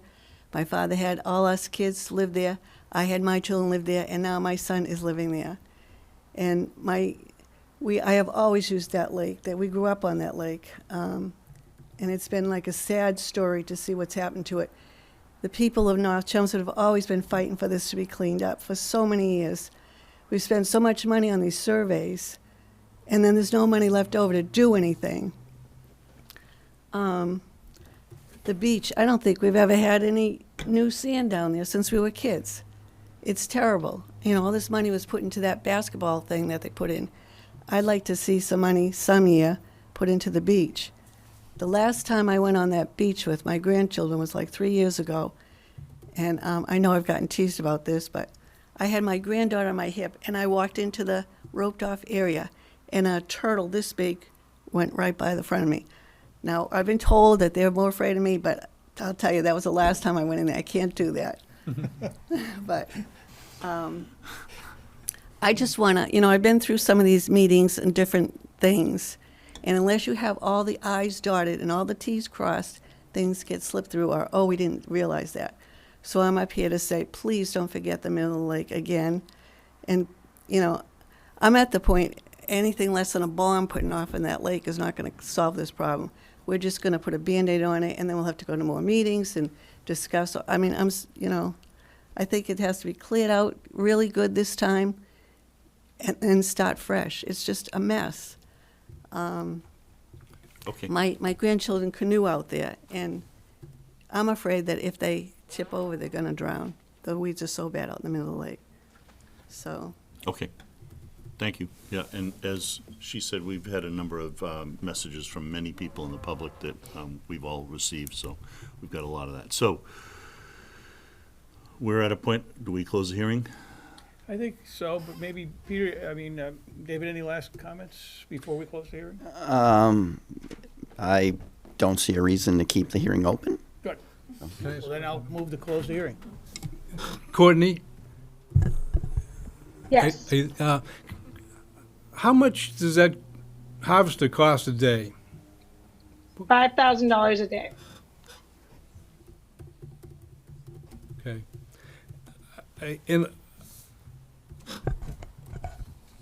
I want to make sure that everybody understands that a couple of years ago, Solitude came before us and had a proposal to put chemicals in the lake, which I like the harvester a lot better based on what I've read. But I left a meeting in 2023 at around noontime from the town hall here discussing this problem. And on the way home, I was behind a fire truck with a boat, and he was on his way to the lake to look for a kayaker who fell in the lake and couldn't get out because of the weeds in the middle of the lake. So I'm getting a little tired of talking about this for years and years and years. We need to get the right information and do something. And I think the harvester, to me, is a good start. See how that works. I'd like to get as many days out of that as we can. I also agree that we should stay away from the inlet area because it's a natural buffer for all the water comes into that lake in that area. So if you leave what's there for now anyway, it's a buffer for the water's not going to rush faster into the lake and spread stuff around that we're trying to pull out. We're not going to get all this stuff out of the lake, but if we make some kind of dent in it, maybe we won't have a guy drowned in his kayak that fell out of his kayak again. And it's a shame that this goes on. We spend a fortune on studies, and we go around in circles. And I think the harvest is the safest bet right now, and we should move on it. We should get this thing. Hopefully in June we can get a start on it, and I'd like to see you get as many days out of that as possible, as the money can allow. But we need to do something. We can spin our wheels forever and not get anything done. Thanks, Bill. Yeah. I agree as well. I know we're going to be talking about the integrated management NOI next, because I do think it's important to note that in addition to the harvester, the integrated management NOI, which does include the use of EPA-approved, regularly used herbicide, any sort of mechanical harvesting typically is seen as an addition, like another tool in your tool belt for managing these weeds. And this year in particular, and with the invasives we have in Freeman Lake, fragmentation is a concern. Now, at this point, these weeds have been running rampant for so many years that it does seem worthwhile to take the harvester out there, and I will be witnessing it. There'll be other, people there, and in evaluating how well it works. But there is certainly a risk of fragmentation making the situation worse, especially if we ever really get a hold on it and start making cumulative improvements. So that is something to keep in mind specifically during the next line item on the agenda when we talk about the integrated approach, which has puts a lot of different tools at our disposal to try and make improvements to Freeman. Okay. Mark had a question for you. Yeah, Courtney. Yeah. I think the last meeting you talked about we had a limitation how much biomass we could harvest. Was that sort of? Was that at like 100 yards that you can take out at a So it's disturbing or removing 100 cubic yards of sediment. It's a little bit, right now, they're currently in the process of rewriting or putting out an additional resource in addition to the GEIR. And hopefully there'll be some more clarification on that. If they turn around and they are really steadfast or they decide to make it biomass, that would really limit the amount of work we can do there. Now, the way the Army Corps of Engineers understands it, the way it's kind of always been enforced is about sediment removal. That is what's considered a dredged material. That's the way we understand it right now. That's the way we wrote it in the NOI and received no technical comments back from DEP. And according to my calculations, about an acre of as heavily as it can be milfoil would disturb about, I believe it's 7 cubic yards of sediment. I'll have to relook at I don't have the calculations in front of me. So that would be for the term of our order of conditions, 100 cubic yards of sediment removed or disturbed. So we will be tracking vegetation removed and using the densities in the calculations to determine the amount of sediment being disturbed. And we are waiting for the new GEIR update to come. Right now, there was a draft out for comments. I've read it, I've made comments, so we're waiting for that to be finalized.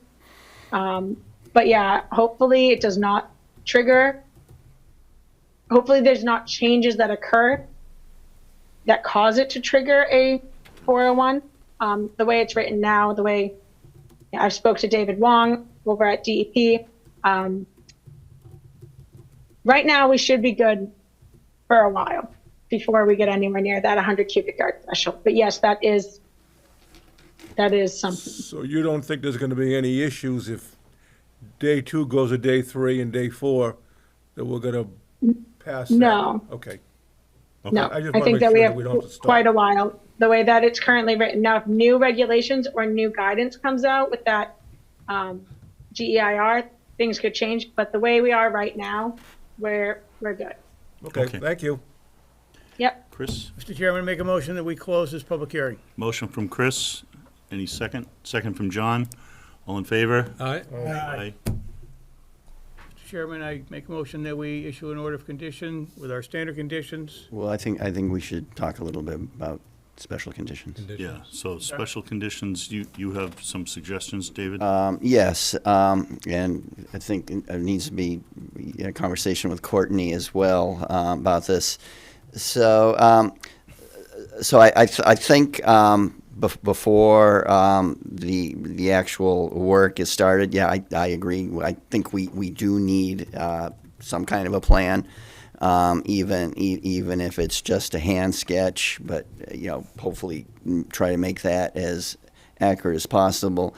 So Courtney, do you have an estimate of the time, the lead time between when the survey is complete and the experts then make a decision on what areas to treat? Do you have an estimate of the time between that and when the harvesting would actually start? I mean, I'm sure it's as soon as possible, but what I'm getting at is I would like again, even if it's a hand sketch, a plan to be submitted to the Conservation Commission showing the areas to be treated based on, the survey and then the consultation.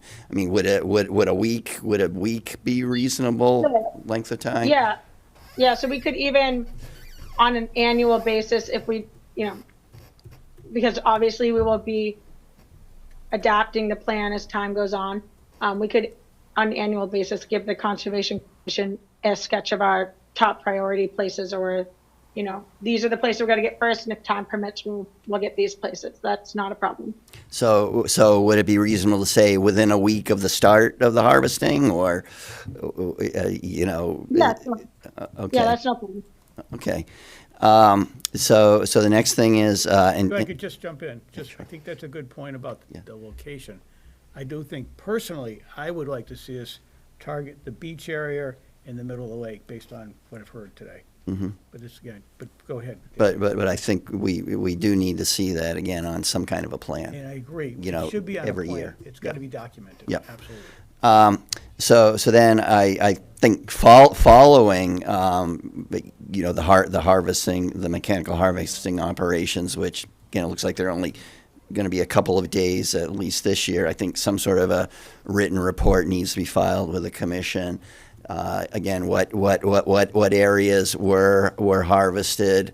You know, an estimate of the effectiveness. Again, was there a great deal of fragmentation observed? I mean, those are just a few of you know, the things that come to my mind. But you know, probably working with the experts to, you know, come up with additional, you know, aspects of the report. You know, I don't know, again, what a reasonable time would be, you know, within a week of completion of the mechanical harvesting. Does that sound reasonable, Courtney? So I'm happy to provide a summary after the mechanical harvesting within a week. I Okay. know we have planned, especially what we have planned and will be doing is we do the early season survey. We also do the late season survey. And I think we will learn a lot about the mechanical harvesting through both of those as well. Okay. But I'm happy to provide, I'll be out there, I'll be taking field notes. I'm happy to provide a summary of what happened out there. Okay. Within a week of post-treatment. And then I think that's also good. So, you know, provide some sort of a report or even just a map of the late season survey as well, that hopefully would help to gauge at least in some way, you know, the effectiveness of the mechanical harvesting. So does that sound good as well? Yeah, that sounds good. Okay. One thing that we didn't talk about.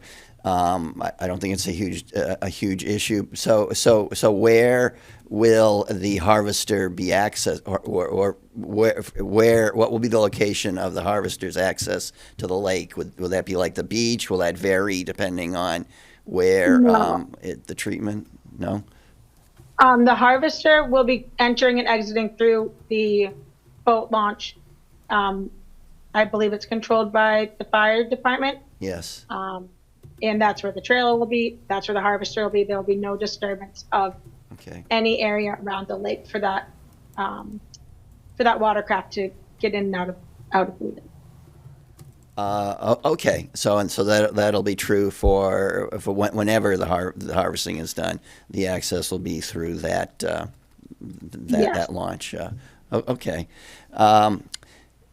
So I don't know if there's a need then to put that in the order of conditions. But then just the last thing I was thinking of is, you know, I don't know, maybe within 48 hours of each treatment of the mechanical harvester, just posting something to the town's webpage, home webpage, letting people know that's going to be done. I don't. You know, Sure. I don't. You know, the lake doesn't have to be closed. We won't have to notify abutters. No, I don't think so. But I think that there should be something on the town's webpage that just lets people know that that's going to be done for a couple of days, and that's where the access is going to be, is from that launch. Okay, that's no problem. That makes sense. Okay, that's really all I have. No, those are good. Good. So I make a motion that we have our order of conditions issued, standard conditions, but then we have these additional conditions as outlined by David, that we have a written plan, basically. The written plan is going to identify the target areas for the eco harvesting. I like those primary targets to be the beach in the middle of the lake. So we'd have that written report. The written plan, then we'd also have the written reporting as well, too. We'd want the report basically to give us information on the effectiveness of the harvesting program, kind of what was, what was done, maybe the quantity, if possible, of biomass that was removed, any indication around fragmentation issues or problems. And we want that really within 1 week of completion to be submitted to our agent, Mr. Coons here.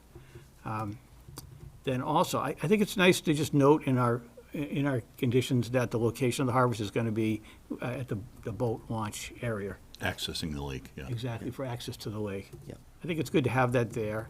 And then also his idea about the 48-hour notice ahead of time to be posted on the town's webpage, so people in the community and residents in the area know what's happening and aware of what's going on. I just think it's a good thing to do, so add those conditions in.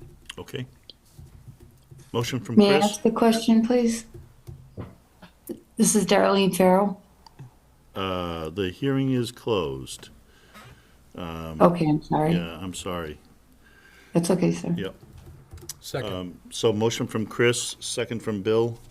All in favor? Aye. Aye.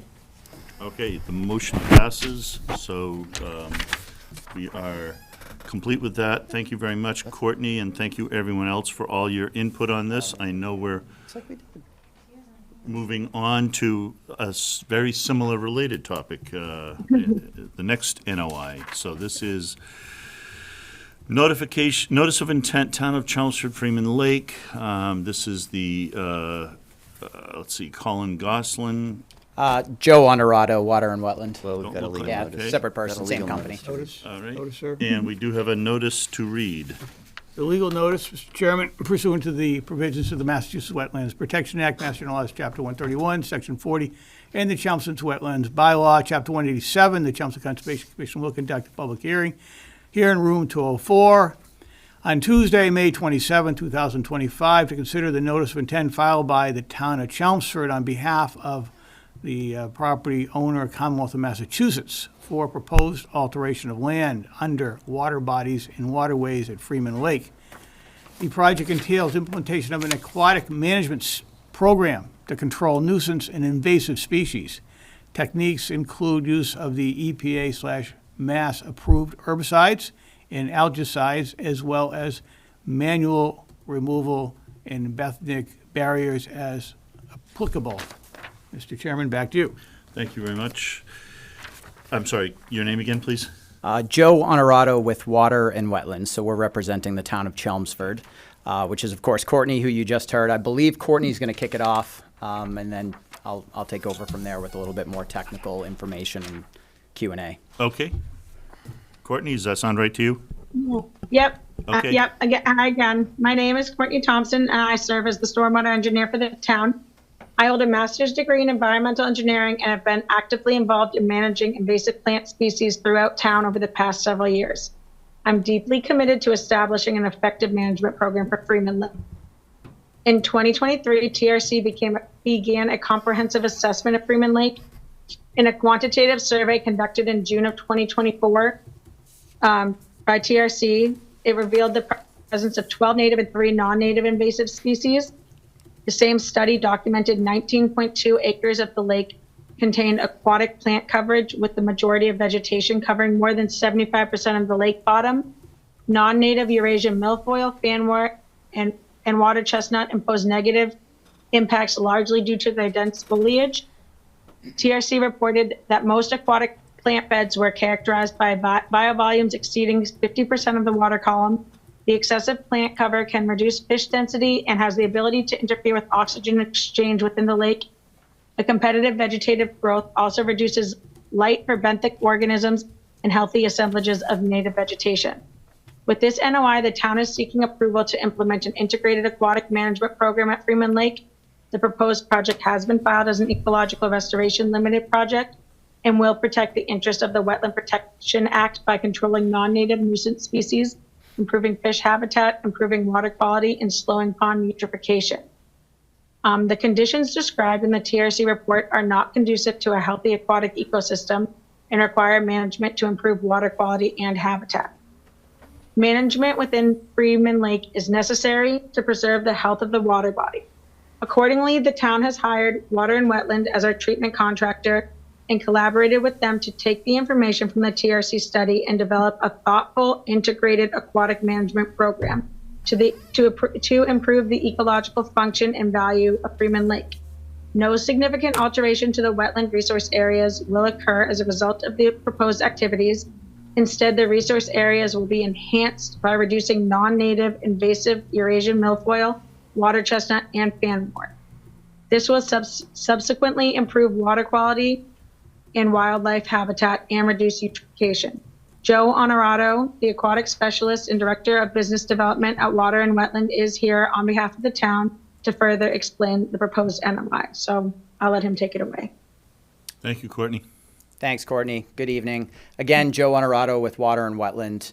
We're a full-service lake management company, so by no means are we a chemical company or a chemical manufacturer. We're full service. So we do everything from surveys, obviously permitting. We're here tonight, filed this notice of intent, water quality, lake management plans, biological options, manual options, mechanical options, full service dredging, as well as aquatic herbicide and algicide treatments.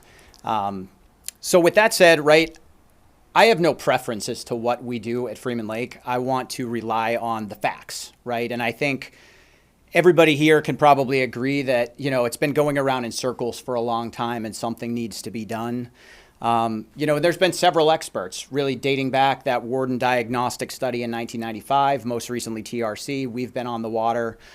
You know, we all land on very similar recommendations, but for whatever reason, it leads to this roundabout circular pattern that we're in, right? So required in a notice of intent filing is an alternatives analysis, right? And we offer every single alternative that's there, one of which is do nothing, and I think we can all agree that that cannot happen.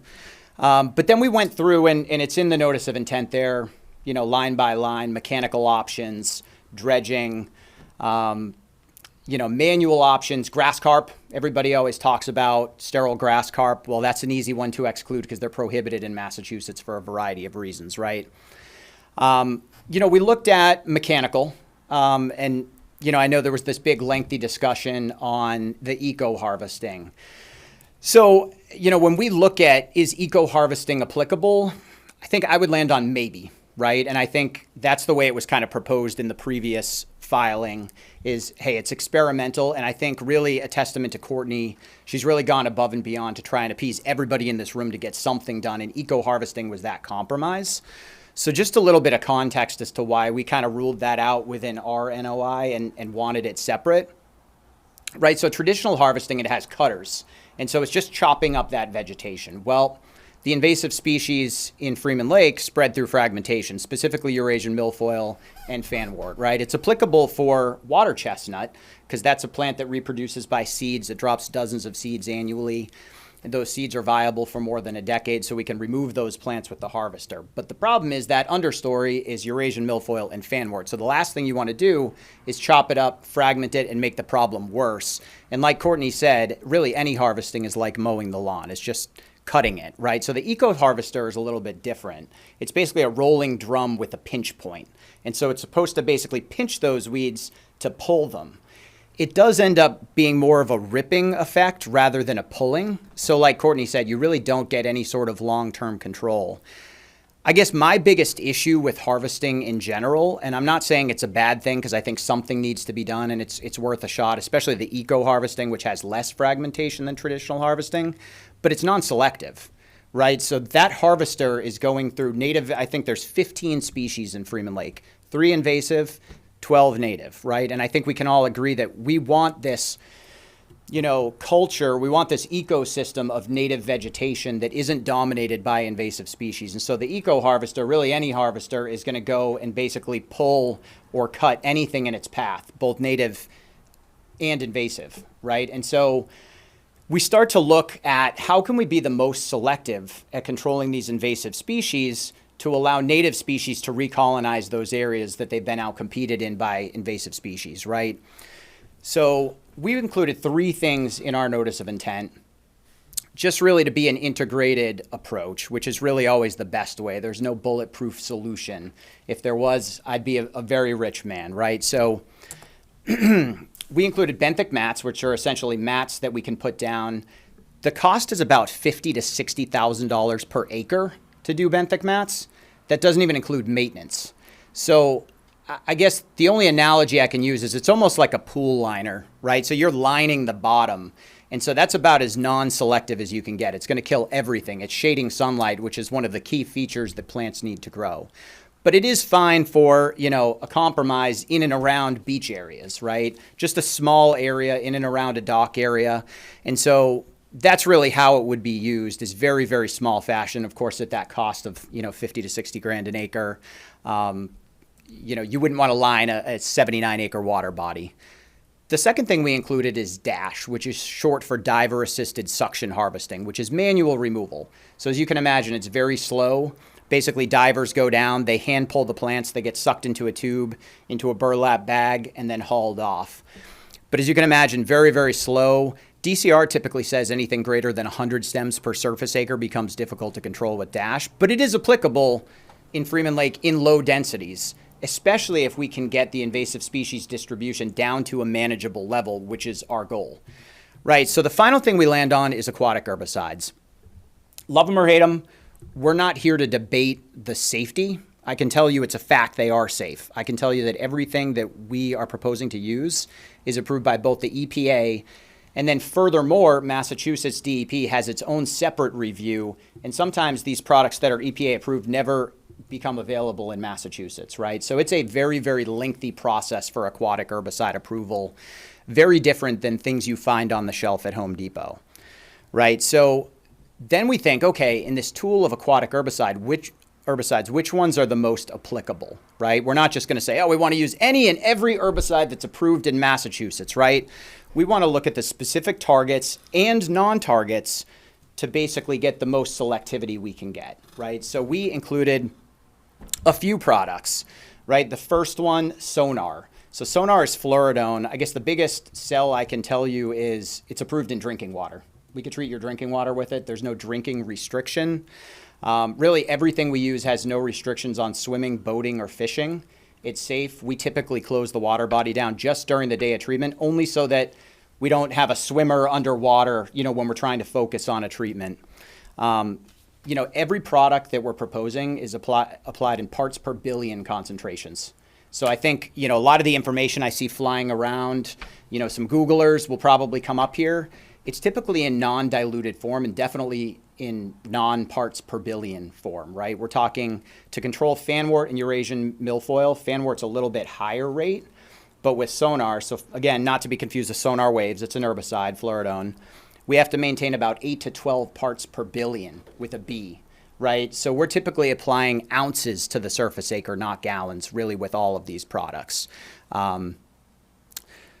In an ideal world, Sonar would be the best. We have several Sonar projects on a yearly basis, and so that provides systemic control, actual systemic control, meaning down into the roots of milfoil and fanwort for several years, right? We can get 3-4+ years of nuisance level control with a well-dosed Sonar treatment, again, maintaining 8 to 12 parts per billion for a period of 45 to 60+ days.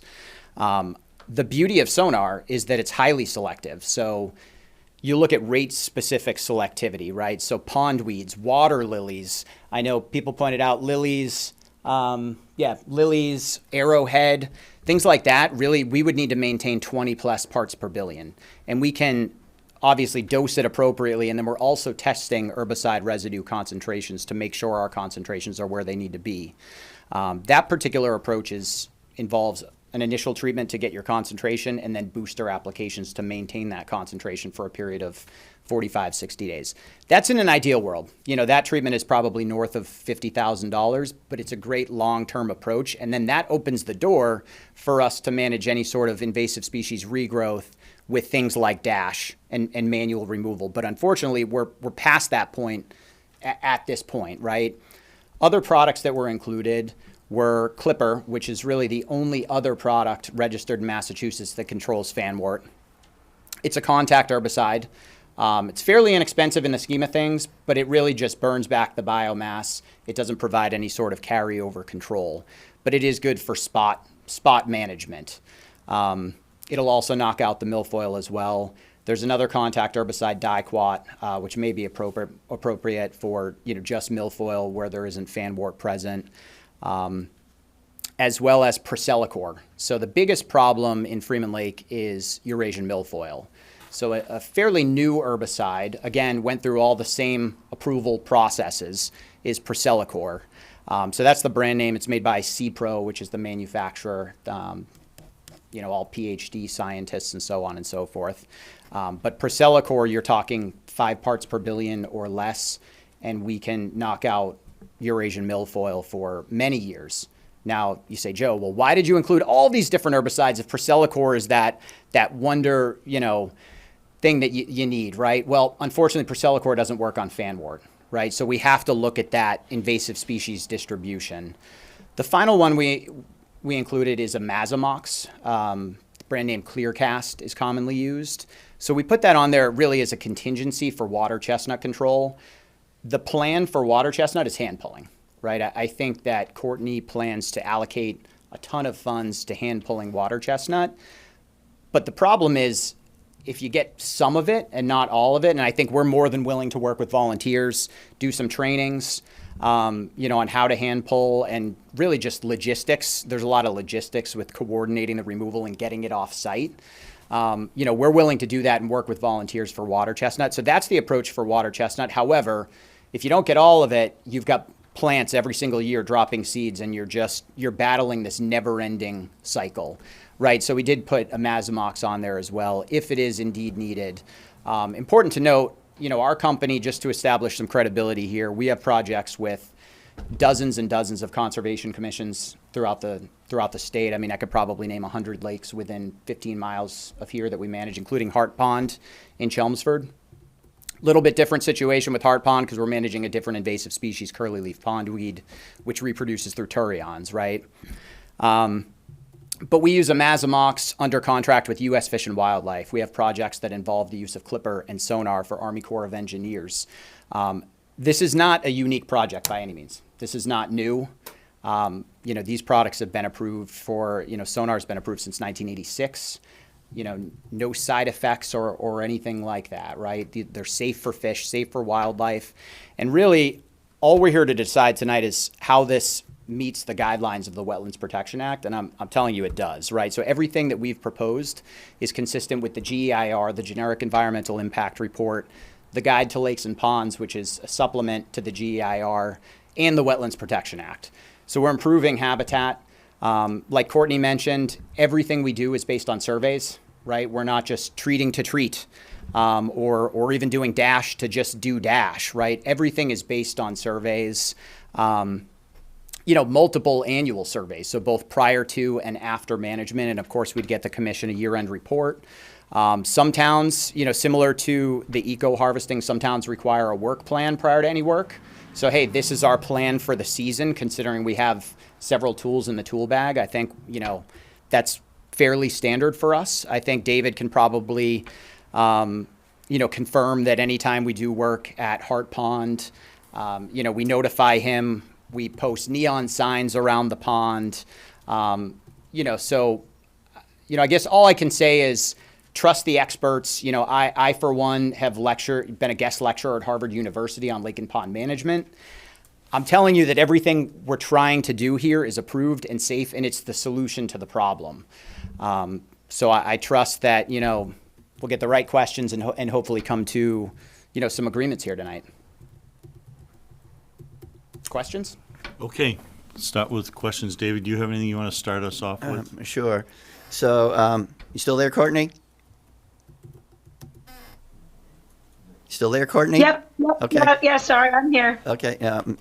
So, just as a point of clarification, because two or three people have asked me, is the aquatic herbiciding going to be used in any case, or is it only going to be used if, in some sense, the mechanical harvesting is not effective? Again, in some sense, I guess, to be determined later. Or, as I say, is the aquatic herbiciding, is that going to be done regardless of what happens with the harvesting? Right now, the intent of the NOI is to get our ducks in a row and to equip us with as many tools as possible to start making meaningful improvement in Freeman Lake. Now, honestly, ideally, using thoughtful, selective herbicides is almost certainly going to be advantageous in Freeman Lake. That is now. Let me backtrack. So, if eco harvesting performs better than our wildest dreams, I guess we could reevaluate. But even speaking with the eco harvesting professionals, they'll tell you milfoil is not the best target for any sort of mechanical harvester. They'll also, like, when I spoke with them, even in bodies of water where mechanical harvesting is an integral part of their management plan, more often than not, they're also using selected, thoughtful herbicide applications and or other management tools. So in the case of Freeman Lake, where we're at right now, the size of the lake and how dire of a situation it is, in an ideal world, with a thoughtful, effective management program for Freeman Lake, I envision that including herbicide use, yes. I can probably add to that too, just a little bit more clarification. Ultimately, Courtney's controlling the budget, kind of pulling the strings based on approvals and budgets and a whole lot of things. But, there are some restrictions with harvesters, right? So they obviously need to draft in a certain amount of depth. So they can't get in tight to shorelines. Typically, they need 1 to 2 feet of water depth just to even get in there. So kind of that, that area up at the inlet, it probably couldn't even get in there if it wanted to. It really just depends on how full it is. So that's just one thing to consider. But yeah, I mean, I think in the scheme of things, the harvester was probably the compromise. But again, this is nothing new. Eco harvesting has been done at dozens and dozens of lakes. We know what it can and can't do. Treatments have been done at tens and tens of thousands of lakes, and we know what they can and can't do, what the selectivity is we can get with each option. Like, this has all been done. It's all part of the GEIR. It's all part of the Guide to Lakes and Ponds. Okay. David, you had more questions? So Joe, you mentioned that there are the 3 invasive species have been found in Freeman Lake. You mentioned one was the milfoil, the Eurasian milfoil, fanwort. What was the third? Water chestnut. Okay. Which is going to be hand pulled. I think we're all in agreement on that. Okay. So with regard to the fanwort and the Eurasian milfoil, you mentioned that, there are several chemicals that can be used to target those. Again, can you be a little bit more specific about the criteria that you use to determine which one of those chemicals that will actually be used? Yeah, so the biggest restriction, I think, is the fanwort, right? There's multiple options for milfoil, but with fanwort, there's only 2. Right, so again, there's sonar, not to be confused with sonar waves, it's fluoridone. So that's the only systemic option. It's the only option that's going to buy us carryover control and actual reduction in regrowth in subsequent years. That's the only one that's going to control fanwort for multiple seasons. The downside to sonar is 1, it's expensive. 2, we need to build and maintain a concentration for a period of 45 to 60 days. Again, extremely low, 8 to 12 plus parts per billion to control fanwort. Eurasian's controlled at, 2 to 3 parts per billion, so much lower than the fanwort. But again, at that concentration, it doesn't impact, pond weeds, maybe some discoloration, but they don't die. So the other challenge with sonar is because we have to maintain that concentration, it really isn't appropriate for spot treatment. Right, we're maintaining a water body wide concentration. So essentially when we dose it, we apply it directly to the plant beds of the invasive species, and then it dilutes from there to build that concentration. But that's the only systemic option, and it will control fanwort and Eurasian milfoil simultaneously, right? So the next situation is either the town doesn't have the money for sonar or what have you, and we want to spot treat. right? So there's various options for spot treatment that were included. So there's Diquat, which is a contact herbicide that is, effective on Eurasian milfoil. Downside to any contact herbicide, including the next one, flumioxazin, or commonly called by the brand name Clipper. Benefit is they're fairly inexpensive. The downside, no carryover control. So they're not going to impact the roots. They'll kind of knock it down, similar to how the eco harvester would. It buys you some relief, but they come back. Now, the other one we included is Procelicor, which isn't effective on fanwort, but is effective on Eurasian milfoil, extremely effective on Eurasian milfoil. Systemic activity down into the roots, extremely short half-life. You're talking as little as 9 hours. Ounces to the surface acre. Downside of that one, doesn't control fanwort, only controls the Eurasian milfoil, right? And that's the reason why there's different herbicides, because situations change, right?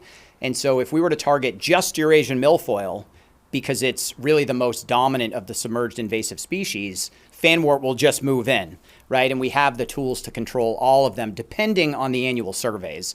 And that really puts the importance on those surveys to guide management. But there is tons and tons and tons of thought on an annual basis before applying any sort of aquatic herbicide to any water body in the state, including Hart Pond, which we already manage, and there's never been any issues there, and there's precedent. Okay, so thank you. That was going to be my next question, is how do you actually make the decision as to which one of these you use and in what concentrations? But you're saying that it's really a function of the surveys. Correct. Yeah, we're looking at densities. We're looking at percent cover. And that may determine not only what herbicide or where we're treating, but do we use DASH over here, right? Diver assisted suction harvesting, or do we treat this area? And so, typically on trace densities, we would choose something like a DASH. If you have more like moderate to dense densities, herbicides become really the most applicable option, and really is the only thing that we can do to provide selective management of the invasive species while allowing the natives to recolonize. Okay. All right. Thanks, David. Chris, do you want to start us off? I'm good for now. Okay, Mark? Yeah, I had one that on targeting an area of, say, 100 by 100, how much would you go beyond that, not wanting to? Could you keep that confined to 110 feet if you do a 100 by 100 area? Or does it go up much further than that? I would say that we probably, even with contact herbicides, which have the shortest amount of contact time, or Procelicor, which is the systemic option for Eurasian milfoil that allow, quick contact time, doesn't need to maintain a concentration on the plants like a sonar, cephaloridone. We typically still need to have some sort of a concentration, right? With flumioxazin, you're talking like 200 parts per billion. So still with a B, right? I wouldn't say we could even do a 100 by 100 area. We'd be talking like an acre, right? So it'd be like an acre area. I would say that, does it stay completely confined as if you built a fence within that acre area? No. But, really what you see is, less effects as you get reasonably close outside of that direct treatment area. Because it comes diluted on the extra Well, areas. so there's a few things. One, it gets diluted outside of that area, but two, when you have dense invasive plants like you do, or even moderate densities, even sparse, those plants uptake that herbicide so quickly that it's essentially at a low enough concentration that once it extends out of that area, it doesn't have much effect. Does that answer that question? Yes. What the concern would be with the inlet that comes from Stony Brook. That area wants to stay pretty much untouched, right? That we're kind of looking for. So that's possible not to cause any harmful. Yeah, I think we could always buffer an area too. I think that's on the table, is saying, hey, put a small buffer if you're going to treat up in that area. I think what I would caution is that's your inlet. If there are invasive species, even if boats aren't chopping up those invasive species, even if the eco harvester isn't chopping up those invasive species, you got to think about what happens at the end of the year. Those plants die. I'm sure Freeman Lake, all winter long, March, April looks great, right?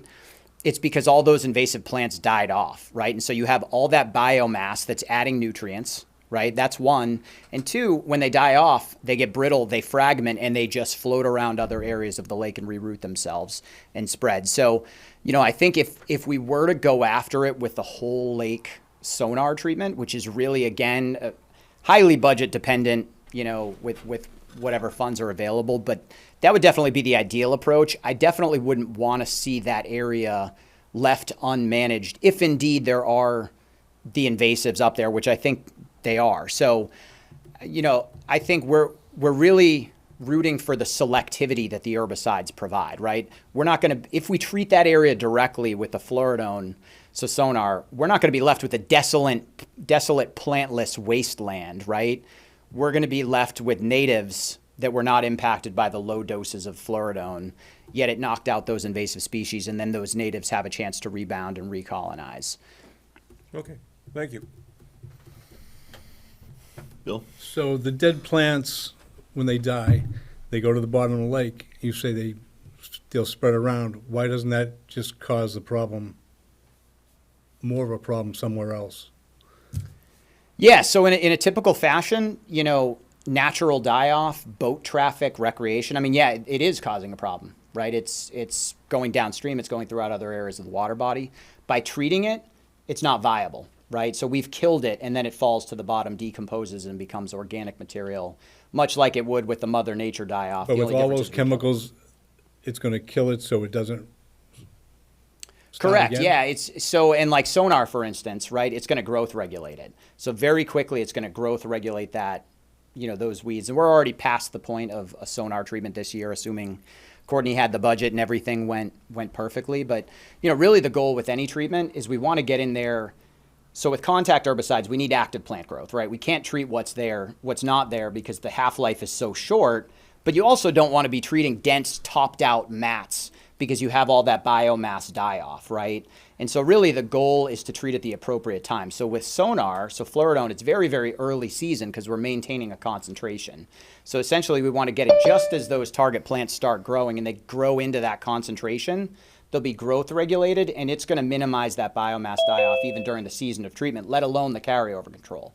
With contact herbicides or Procelicor, which is that systemic that works for Eurasian milfoil, the goal is to have active plant growth, but minimize that active plant growth to minimize that biomass die-off. Versus doing nothing, you're essentially just waiting for these plants to top out. You can have 25-foot strands of milfoil growing in 6 feet of water. They grow vertically for the first 6 feet.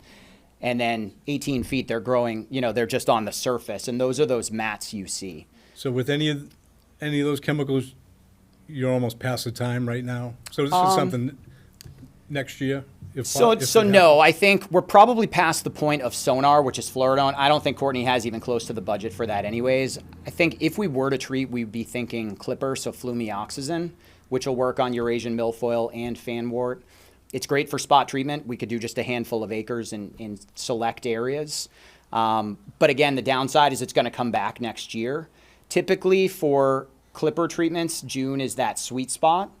Do we have some that get into July, things like that? Yes, but you also need to think about cost versus reward, right? If it's going to come back the following year, you really don't want to treat too late in the season anyways, biomass aside, because you're not getting as much bang for your buck. Okay. Switching over from the chemicals, just to the, would you close off the dam from Stony Brook, letting the water feed the lake? And would you also lower the water at the dam so that the water is stagnant in the lake for a certain amount of time while you treat? Because now a lot of water goes in and out of that lake. Yep, so great question, right? I mean, I'd say that 90+% of the water bodies or even rivers that we treat have flow, right? So that's all thought of when we're dosing.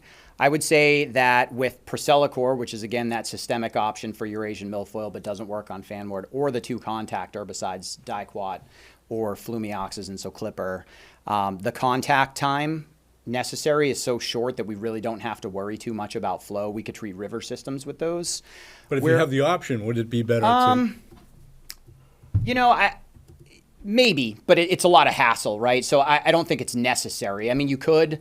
It would absolutely not hurt If you get more anything. bang for your buck by making it stagnant for Where it really comes in is if you were spending the money on sonar, which again is fluoridone, that's the treatment that really Freeman Lake needs, assuming the budget is there, because we can get carryover multi-year control of fanwort and milfoil. That's the one where we need to maintain a 60-day concentration. So yeah, if you want it to work extremely effectively, get the most bang for your buck, potentially lower the cost of the treatment, yeah, if we can control inflow and outflow and basically make it so that we can hold water for that 60-day period or close to it, we don't have to. It definitely makes for a much more successful treatment. To me, it makes sense. Yeah. But I had one more question. Forgot what it was. I'll come back. I'll come back. John? What about North Chelmsford Water? Are they okay with all this? Yeah, so I mean, fields of, proximate to that lake. Yep. So all that has already been done. There's already been studies on all of these in terms of groundwater translocation. Again, sonar is approved in drinking water. I mean, we could treat a drinking water reservoir with it, of course, with the appropriate approvals. Percelicor as well is approved in drinking water. So with the contact herbicides, again, short half-life, and they quickly get uptaken by the plants and then just bind to the sediment. So there's no sort of groundwater translocation with any of those. Clearcast, which is, again, that contingency for water chestnut, we plan on hand pulling it. That one we can treat drinking water reservoirs as well, as long as we stay below 50 parts per billion, which we would in terms of concentration. But yeah, this is not drinking water. It's not direct drinking water or anything like that. And again, it was looked at by DEP as well with no technical comments. What's the cost of this? Yeah, so, I guess I'm going to give you a very gray answer. I hate to do it. The short answer is it depends, right? There's obviously cost for the surveys. There's cost for reporting, a few $1,000s. You look at the benthic mats, 40 to 60,000 an acre. You look at eco harvesting. I think what Courtney didn't mention is, typically harvesters can cover about 1 to 2 acres in a day, and the cost is $5,000 a day. The cost for aquatic herbicides really varies. So if we did whole pond sonar, maybe you're talking, $800 a surface acre, but you have to treat the whole thing, right? And that's why that becomes expensive. With contact herbicides, where we can treat, very small areas, you might be talking, $350 an acre, depending on how many acres. Obviously, there's a mobilization cost to get out there. If you're treating 50 acres, it's a lot different than treating 2. And then the final one is Percelicor, which is, again, the end-all be-all for milfoil control. That really varies because it's volumetric, so it's based on depth, it's based on the area of interest, so it really varies depending on how big or small of an area you treat. But typically for Percelicor, it's like $800 to $1,200 an acre. So still half of the eco harvesting and actually getting systemic control, which is really the difference, and selectivity. And we look at all that. So does that answer that question? I didn't hear a number. Well, I was going to say, maybe Courtney, do you want to didn't jump hear the in here? number. Maybe Courtney can jump in a little bit and talk some. Yeah, I mean, she could talk about her budgets. I think really what it's going to come down to in Chelmsford is Courtney has a budget. She could probably dive into that better than I can. And then ultimately the survey, she says, well, I have this much money. And sometimes you just have to prioritize areas. What's it cost to do a survey? I think we're charged. So there's different levels of surveys. The TRC, Courtney can probably say what she spent. That was very in-depth. I mean, I think their report was 247 pages. We're typically going out pre and post management and doing, more of a 2-page memo and a map, just dropping GPS points using ArcGIS field maps in the field. I think we charge like $750 for each of those. So nothing too All crazy. right, so surveys. Oh, sorry, not to jump in, but the TRC study, I want to say, was close to $60,000 for an extensive study, which is about, we had originally budgeted for sonar that Joe discussed earlier that would have provided systemic coverage for a lot of our invasive plants for a few years. Right now, for this year, the spot treatment that we are proposing costs $4,650 to do the spot treatment of Freeman Lake. So less than 1 day of the eco harvester. And that's for, I believe, Clipper. Yeah, that was Spot Clipper. treatment of Clipper. Okay. Okay. John, anything else? No, Yeah, Bill, go ahead. Just for everybody to understand, how is the chemicals applied? Just paint a picture of how this actually looks to somebody looking at from the shore. What's going to happen? Yeah, so fantastic question. Fantastic. So long story short is we have various treatment boats, right? We have, larger skiffs. We have a few airboats, like you see down in the Everglades. Our most versatile is a 12-foot super wide John boat. So we could even just carry that down, but typically we'd use a launch if it's a trailered boat. But each of those is set up with a Venturi submerged injection system. So in essence, right, I've talked about how we're applying ounces in many cases to the surface acre, right? I think we can all envision an acre based on the size of our, the lot we own for our house, right? Mine's small, it's a fifth of an acre, right? But I think, wow, 5 times that. How can I make, a half a gallon, or even less? In some cases it might be 20 ounces or 32 ounces. How can I make that go across an acre, right? And the short answer is the Venturi systems are drawing in pond water into an onboard mixing tank. And so that little bit of herbicide is mixed with pond water to make what we would call a batch. And then in essence, we're using GPS and we're injecting within the treatment areas so that we know it's dosed properly. Injecting how? So so there's trailing hoses behind the boat. So basically it takes that mixture of the small amount of herbicide with the pond water that it drew in, and then it's metered and it's injected, on the back of the boat directly into the water column. So it's not sprayed above the surface. Now, with like a water chestnut, and again, hand pulling is the preferred method for water chestnut, but if we did need to treat that, essentially we pair the herbicide with water, and we also add a surfactant to be used as a sticking agent and a penetrant. And then we spray it directly on the leaves of the plants, and it sticks to the leaves of the plants. It's aquatic, so it can definitely get in the water. Essentially, imazamox is, trace to negligible concentrations once it hits the water anyway, but we could inject much more. But dries on the plants, and then it translocates down into the roots of the water chestnut plant. So that's a different application method, either But the other injection. chemicals are injected? Injected, correct. Okay. All right. One more question. You're doing hard pond? We do hard pond, yep. How many years have you been doing it? So we've been doing it, I think, 3. Courtney can probably correct me if I'm wrong, but we've been doing it 3, but it's been done for many years prior to that. I think that the one piece I want to mention, and I touched on it earlier, completely different situation, right? We're dealing with curly leaf pondweed, which reproduces through turion, so there's that seed bank, essentially winter buds there. So looking at hard pond when you started to what it is now, is it 50% better than it was, or 5% better, or? Yeah, I mean, I'd say you could ask some of the heart pond abutters if there's any, but yeah, I mean, the feedback we get is tremendous, right? There's no adverse impacts, there's no health concerns or health risks or anything, yet we've been able to knock out that curly leaf pondweed on an annual basis.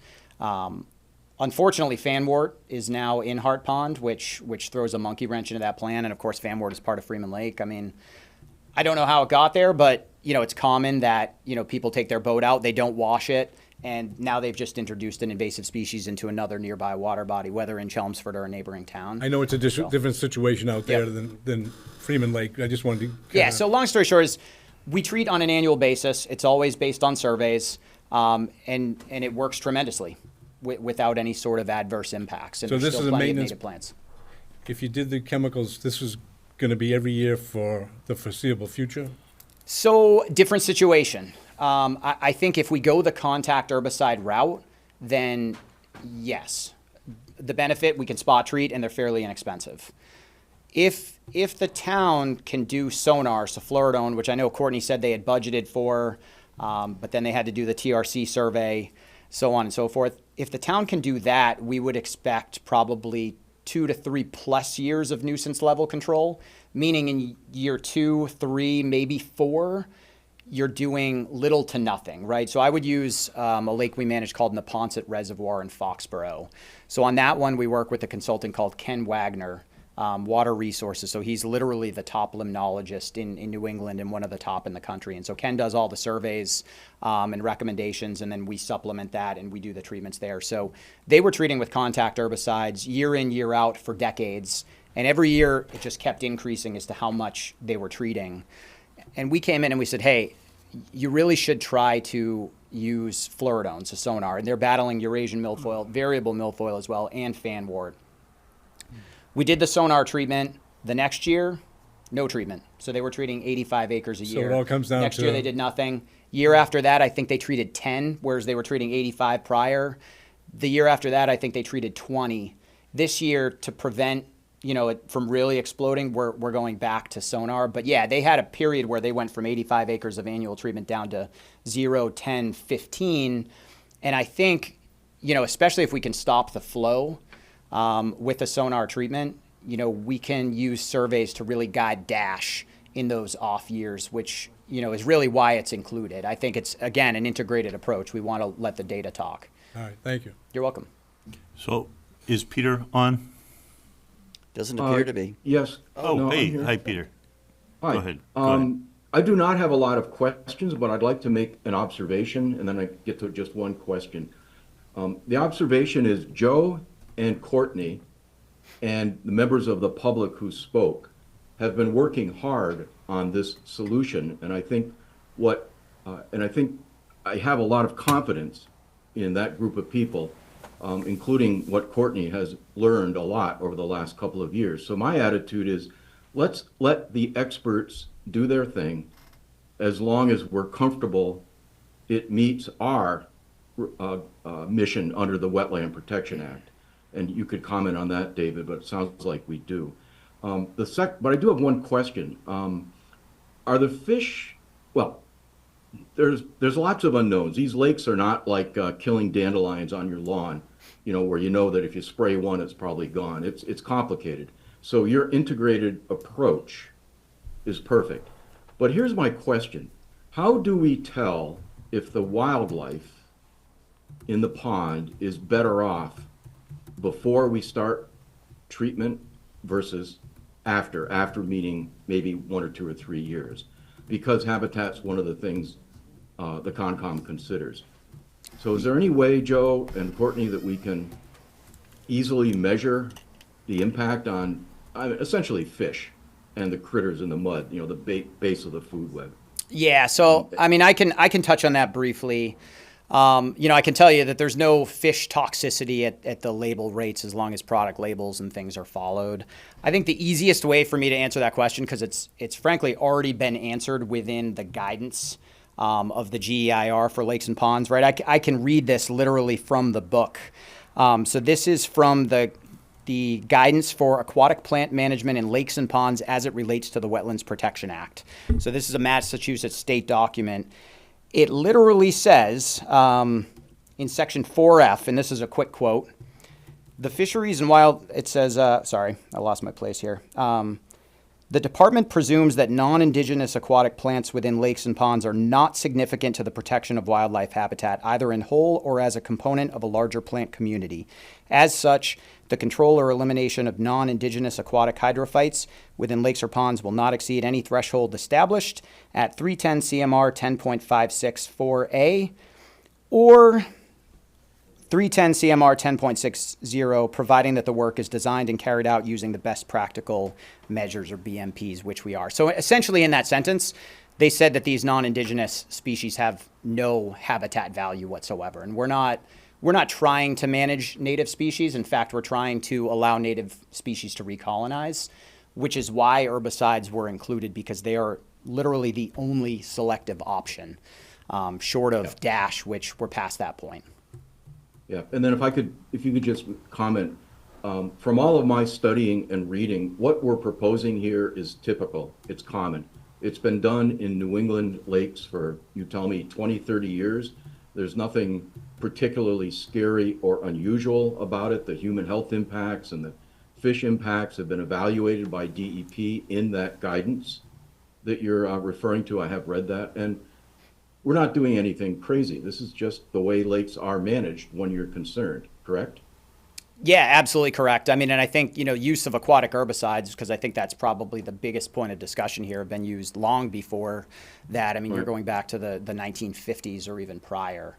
Right. Copper And- sulfate and- for algae control has been used for, literally centuries, not decades. You may not want to use those as comparisons in that time frame. Yeah, well, true, true. But, I think we've come a long way. And I think the biggest thing is that there's EPA review, whether you trust the federal government or not. There's a second Massachusetts review that is very, very, very thorough. And this has already been decided for us. It's part of the world we live in. I mean, billions of acres or millions of acres in agriculture, are treated with pesticides on a daily basis. And this Well, is yes, much more and- restricted. yeah, excuse me, and I would like to just leave everybody with that thought. You have Stony Brook draining a massive amount of lawns that are treated with weed killer that does not biodegrade that quickly and ends up in Stony Brook. So a very interesting question is, what level of herbicide is already in Freeman Lake from the runoff of the Stony Brook watershed? And we don't need to debate that, but just something to think about. Okay, I have a, I got one yeah, question. John, go ahead. What's the active ingredient In which one? in the poison you're gonna be using? Well, I wouldn't call it poison. So we've got I think five on there. So fluoridone, again approved in drinking water. Fluoroperoxyphene benzyl, which is Procelicor, again approved in drinking water. Then we have diquat, flumioxazin, and imazamox. As a very large contingency, we did include copper-based algicides in the case of a potentially harmful algal bloom, but that would only be used in the case of being documented cell counts, which is of course governed by the Department of Public Health. So that's the Like active. Roundup is just salt, basically. Yeah, I mean, I hate to even bring up Roundup. I mean, we're not using any glyphosate herbicides here, and that's something off the shelf that the normal Joe Schmo can just go grab and just spray into the air. That scares me a lot more, and that's not aquatics labeled, nor will it ever be, nor does it go through even close of a review process. So, yeah, none of that. Okay, so I have a couple of questions. One, you kind of touched on it, but I'm still not entirely clear the impact to native species by each of these. Can you talk about that? How we're sure that you're not, you're saying these herbicides are very targeted to the invasive. Yeah, would I say that they have no impacts on native species? Absolutely not, right? Pure honesty. I think what we preach, so I think if we go back to the eco-harvesting, it's taking out everything in its path, so zero selectivity. I think in order to answer that question, we have to go herbicide by herbicide, unfortunately, but fluoridone is one of the more selective. It's the systemic option for fanwort and Eurasian milfoil control. That has rate-specific selectivity, right? So again, we're controlling Eurasian milfoil at 2 to 3 parts per billion, fanwort at 8 to 12 parts per billion. It really doesn't kill lilies and potamogeton species, so pondweeds, really all the other native plants, your arrowhead, things like that, until you get above 20 parts per billion. In order for that, we'd have to maintain 20 parts per billion, which with the cost of the product, I mean, I'd have to basically lose $50,000 in order to kill those. Now, with that said, with that product, there's a die-off process. And so essentially it's removing a pigment that plants need to photosynthesize, right? So what happens is the plants go chlorotic. So you start to see them, the tips will turn white, pink. They're not dead. They're struggling. Then eventually we hit it with that booster treatment, the fanwort, the milfoil will fall out of the water column. You may see like some discoloration, some yellowing of water lilies, things like that, but they bounce right back the same season. Same goes for potamogeton species. Procelicor is probably the most selective. It really has next to no impacts on potamogetons. It also doesn't have any impact on fanwort though, but it controls Eurasian milfoil for many years. The easiest way I can put that one into context is we've done projects with rare potamogeton species with Procelicor where we're trying to control an invasive milfoil. And whether it's Natural Heritage or in Connecticut, it's Connecticut NDDB, Natural Diversities Database. They've approved Procelicor even though there's the presence of that rare pondweed because it's that selective to pondweeds. Okay. Now, diquat flumioxazin, commonly called by Clipper, so diquat, commonly called by Reward, the brand name, and then flumioxazin Clipper, those are a little bit less selective, but they're only knocking out the plants for the season, right? So everything's coming back, including the natives. You know, so with those, we can try to use timing to our advantage. So like in Hart Pond, for instance, which I know different scenario, curly-leaf pondweed is a colder water species, right? So we try and get in there early to knock out the curly-leaf pondweed so that all the natives can colonize that area that otherwise would have been taken over by invasive curly-leaf pondweed. So that's kind of the idea with the selectivity. And there's obviously a seed bank for your native species if we were using contact herbicides. Okay, so my last question is maybe to David and/or Courtney. Is this NOI, the specifics of it, it's multi-year, right? Yes. Yeah, I think we asked for 5. Lots Okay. of towns give 3, some And give so- 5. And so if we were to approve this NOI, what happens? So do we then go looking for more money from the town to do sonar next year? Is that on the table, or are we just going to keep doing this kind of year by year with Clipper or whatever? I'm not sure. I'm trying to understand what we're approving and what we can expect to see. Yeah, it may be more of a question for Courtney, but I can tell you that, you know, under these multi-year management programs, it's different than building a deck and then you close it out with a certificate of compliance. This is maintenance, right? I can tell you, we can get you an annual work plan. You'll obviously get a year-end report and notifications, especially prior to any sort of treatments annually. But I think Courtney can probably dive into the budget and really what's Well, we can ask her possible. boss. Yep. Yeah. Feel free. I was just about to say, just like with the eco harvester or mechanical harvesting NOI we were just discussing, it will be, what we do every year will be based on the most recent surveys, which will be happening regularly. But Christine is there and she's better equipped to talk about the budget. So thank you, Courtney. Christine Clancy, DPW Director. So it all comes down to budget, really. So we are also looking at Hart Pond. We manage that. We have managed that for many years. We are looking to see if we could do sonar there. We were talking about that for this year. That was a potential request, and we didn't have the money, the funds for it. So really, if we had if budget was not a question, we probably would be looking at sonar next year. We want to keep it on the table because we will be preparing our budget, and when we go through, that will be a proposal. I can't say it will be selected. I know we're coming upon financial. We've had a pullback in terms of our operations budget, so it might not be funded. And if it's not funded next year, is it an opportunity in future years? We hope. We can't promise anything. It comes down to the budget. Okay, thank you. Because that's kind of what I'm trying to make sure I understand, is that we're not approving a specific plan right now so much as an open plan depending somewhat on budget. Yeah, essentially the tools, all the tools that it's really we're asking for approval, and then it becomes based on the budget we have annually to. And don't go away, because you might know this answer, but Dave, Joe, it's Joe, right? Yeah. Joe. You might know from other towns. Would CPA money be? Yes. We have dozens of projects that are funded by CPC or CPA funds. It does qualify. Okay. Yeah, I mean, we did look into that, and from a maintenance perspective, I guess there's questions there. So I think that has to be explored a little further, because we did pursue that. So it might come down to if you're first using it, but if you have a maintenance. So I guess that's worth exploring. Yep. I know when we looked at Hart, it was not because it was ongoing maintenance. Okay. But something I guess we can continue to look at as well. Potentially the sonar. We see a lot of sonar projects covered by CPC funds. I know Groton does a lot of that. Okay, all right, thank you. Thanks, Christine. Thanks very much. Courtney, will you? Also, Yeah, go ahead. oh, sorry. Go ahead. Just to add, I just do want to emphasize that, like, we're not just jumping into this and going at it blind. Like, I would argue that the TRC $60,000 comprehensive study and report that we hired in response to our initial hope to get sonar done a few years ago is above and beyond any other management that's happening throughout the state for a similar situation. So it has been very thoughtful. We have a lot of really great information. And even though we don't have a map saying for the next 3 to 5 years, this is exactly where we want to treat,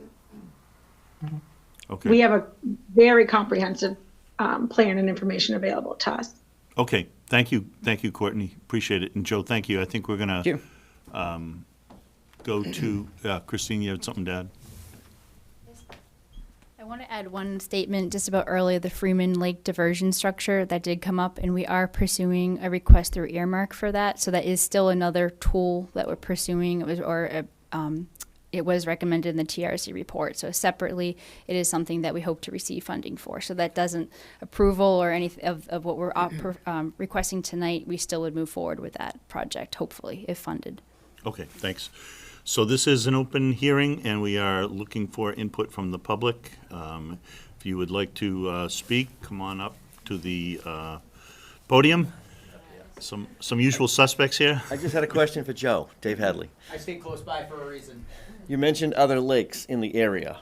I was just curious, have you had any experience with Nabnasset Lake or Forge Pond and Forge Village? Because both of those lakes are tributaries to the Stony Brook. Yeah, do you want me to go back to the mic? Yes, please. So, Yep. Okay, thank you. So with those, in my career, I have had experience. There's a complicated bidding process and things going on there. So we don't manage those three, but I do have familiarity with all three of those. So that's kind of the answer I have. If you had treated those or knew who, if anybody had treated them. Yeah, so they are under management. I don't think it's been done well. I think timing's been off and things like that. Hopefully we take those over. But yeah, at this point, those aren't our contracts. But I do have familiarity with all of them throughout my career. So They're flowing right into us. yeah, exactly. Okay, thanks. Anyone else? Can I ask a clarifying question? Is this a time for? To come up to the speaker. Yeah, The microphone. come on up. Now's the time. Well, is this a time for asking questions and then our comments will come later? Or is this the whole shebang right now? This is it. This is the hearing. Okay, I'll sit down for a while. Do you mean you don't have any questions? Oh, I have tons. Well, then now's the time. He's letting other people go up. Okay. Anyone else? All right, I'll go. All right, there's a lot here to process. First of all, I don't Google all this stuff. That was a little disrespectful when you started. So, Wanda Dunn. So, I've been doing this since 90s, and I've gone to a lot of meetings, a lot. I have so much input, stuff that I didn't get time to have you guys all read. I hope you get to later, and we don't close this tonight. Nabnasset Lake in Westford, according to TRC, on their 13th February meeting, did state that they do drawdowns. And they did get rid of their milfoil, pretty much all of it. And that is free. And he also stated that the only reason TRC didn't put it in their report was because he understood that the emergency valve was not operational.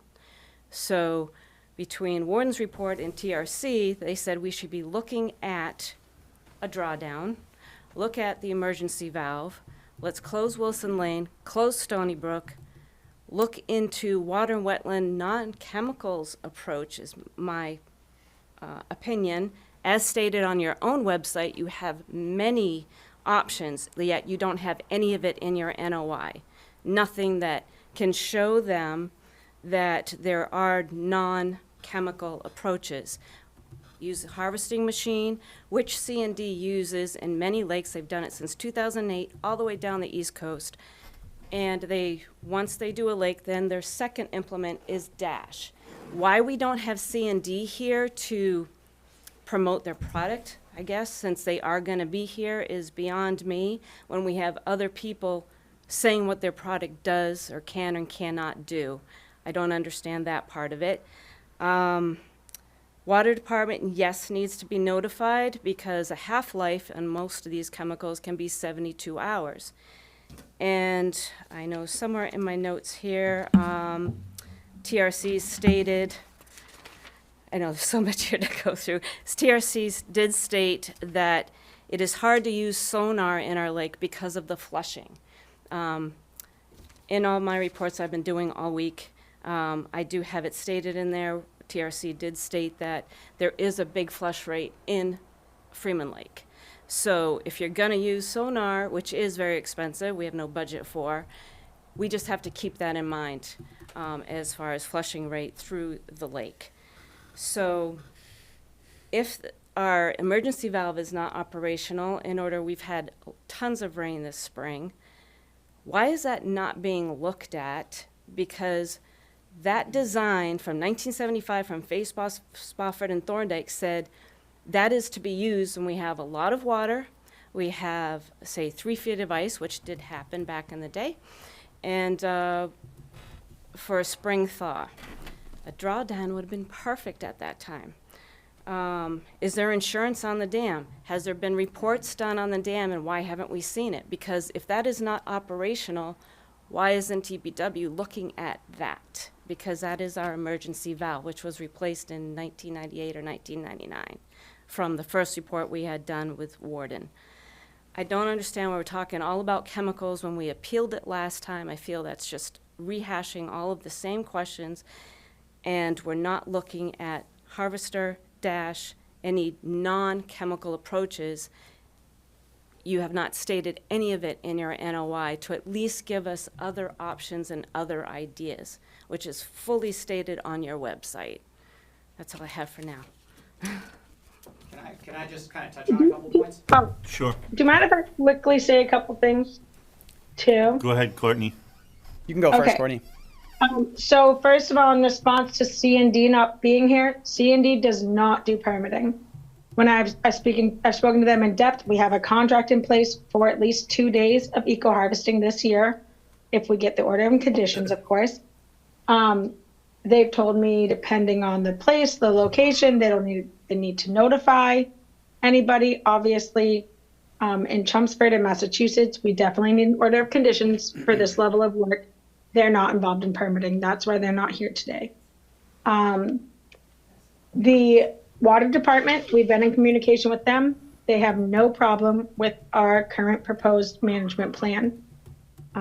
So I want to just make a quick comment about those two things. I'll let Joe or Christine talk Yeah, about. so, and with all due respect, I had a call with Courtney, I think David, Commissioner, and Peter and Miss Dunn. We had a call to try and talk this out, which is why we landed on the harvester. There's benthic mats included. There's dash included, right? These are tools in the tool bag based on the annual survey. So they are included.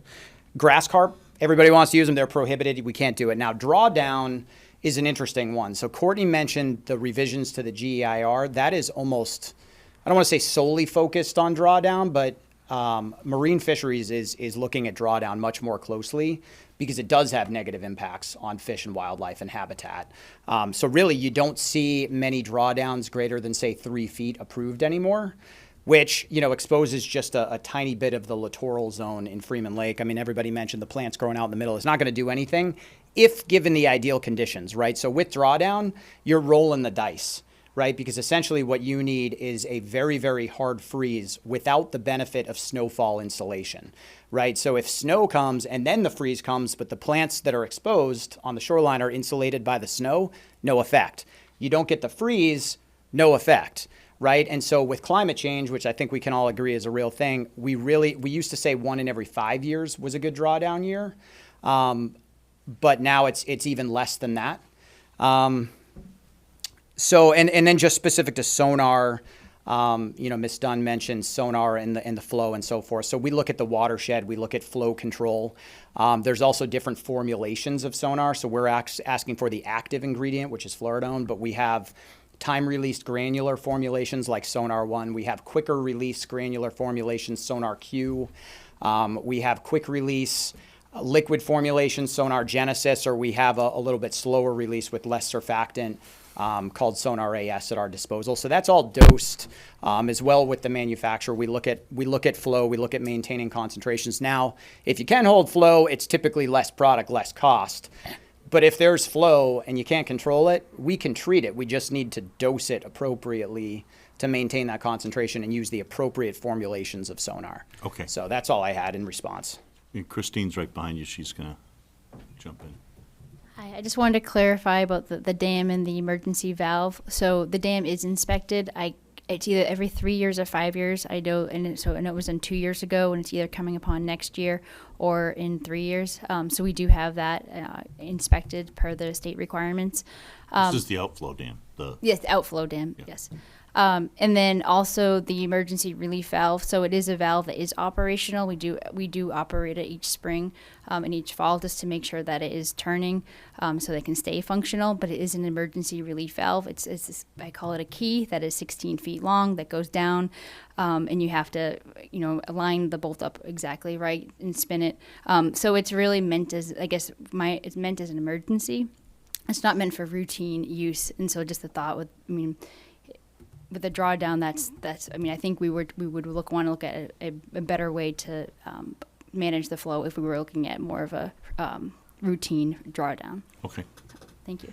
Okay. Any other? Sorry. Also, one other thing I would like to respond to is, so the NOI we submitted a few years ago, it was appealed by residents, and we met the DEP on site.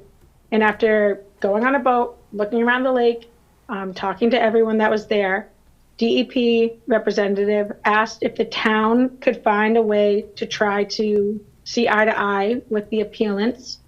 After a lot of back and forth meetings, really talking through the whole thing, they wanted a more in-depth study done so we could make a thorough, thought-out management plan. So that $60,000 that we had originally budgeted for sonar went to the TRC study. TRC does not provide any sort of treatment. They have no horse in this race. They are just the consultants that we hired to evaluate and create a management plan or management recommendations for Freeman Lake. Completely third party, which is exactly what the appealants a couple of years ago wanted. Now, in response to that, they're kind of telling us what we already knew. Freeman Lake is riddled with invasive species, is in a eutrophic state, and needs to be managed. And they suggest one of their top suggestions is herbicide treatment. So saying that we're just trying to throw herbicides at this problem isn't really the whole story, because we do have an integrated management system that we're bringing forth, and it is a result of a really, really integrated research and report that the town has funded. Could I jump in here for a second? Matt Ladwig from TRC. Hey, hi, Matt. Yeah, sure. Go ahead. We wrote the report, and we have gone to some meetings with the public previously. I just kind of wanted to clear the record on, I guess in particular, the drawdown question. So, what Joe mentioned before and Christine, those are all valid points. I just want to add one more point to consider on the drawdown end of things, which is drawdown could be effective on fanwort and milfoil, but it would actually probably work against us when it comes to water chestnut, which is not sensitive to drawdown. And of those three plants, I'd say water chestnut is by far the worst management problem. So until the lake is clear from water chestnut, I would strongly advise against using drawdown for that reason alone. That really needs to be brought under control before any drawdown program would start, so that we don't risk making that problem worse. Okay. Thank you very much. Okay. Any more public comment?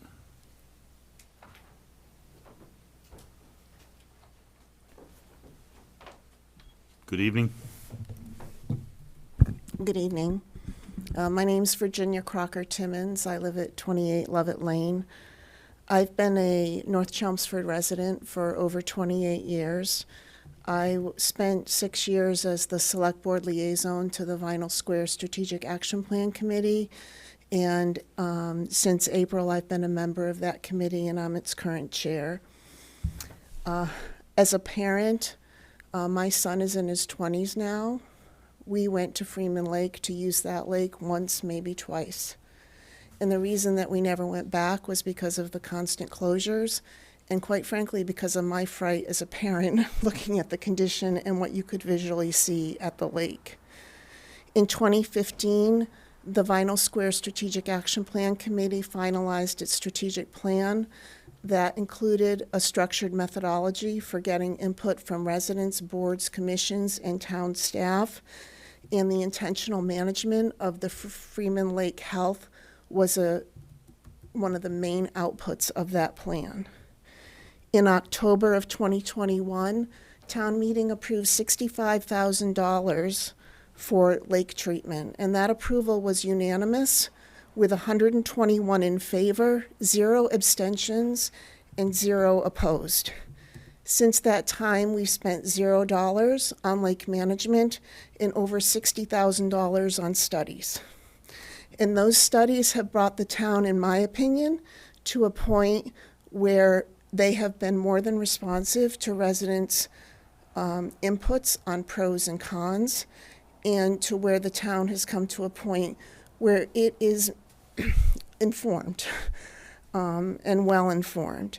And I appreciate that there are concerns regarding herbicides, but if responsible management includes total aquatic management, and that includes the responsible use of herbicides and or other methods that are in concert with conservation regulations and best practices, as well as being in concert with the EPA and DEP acceptable practices, then I feel that it is the responsible thing to take a holistic approach to lake management. I am not an expert. I do trust your expertise.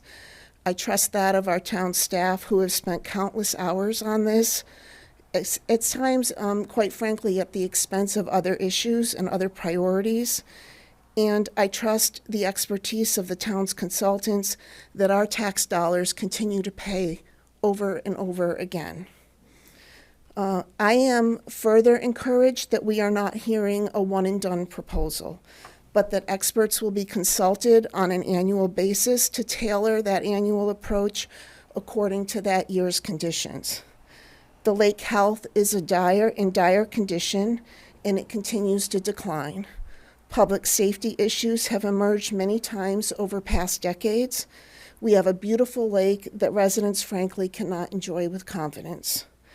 The town, I feel, has gone above and beyond hearing and acting on residents' pros and cons. I believe that the town has a thoughtful approach founded in thorough analyses for near, mid, and long term, and that we have heard over and over again that history has shown that a holistic, balanced approach is critical, even and especially in these first near-term steps. So I ask for your approval on this NOI. Thank you. Okay, thank you. Here we are. Okay, no more comments, so. Oh, yeah, go ahead. How's it going? My name's Dylan Lee. I live at 20 Russell Road. Sorry for the agenda mix-up this morning, but waiting on the zoning plans. Yeah, a couple things, and I don't want to tarnish anybody's work or whatnot.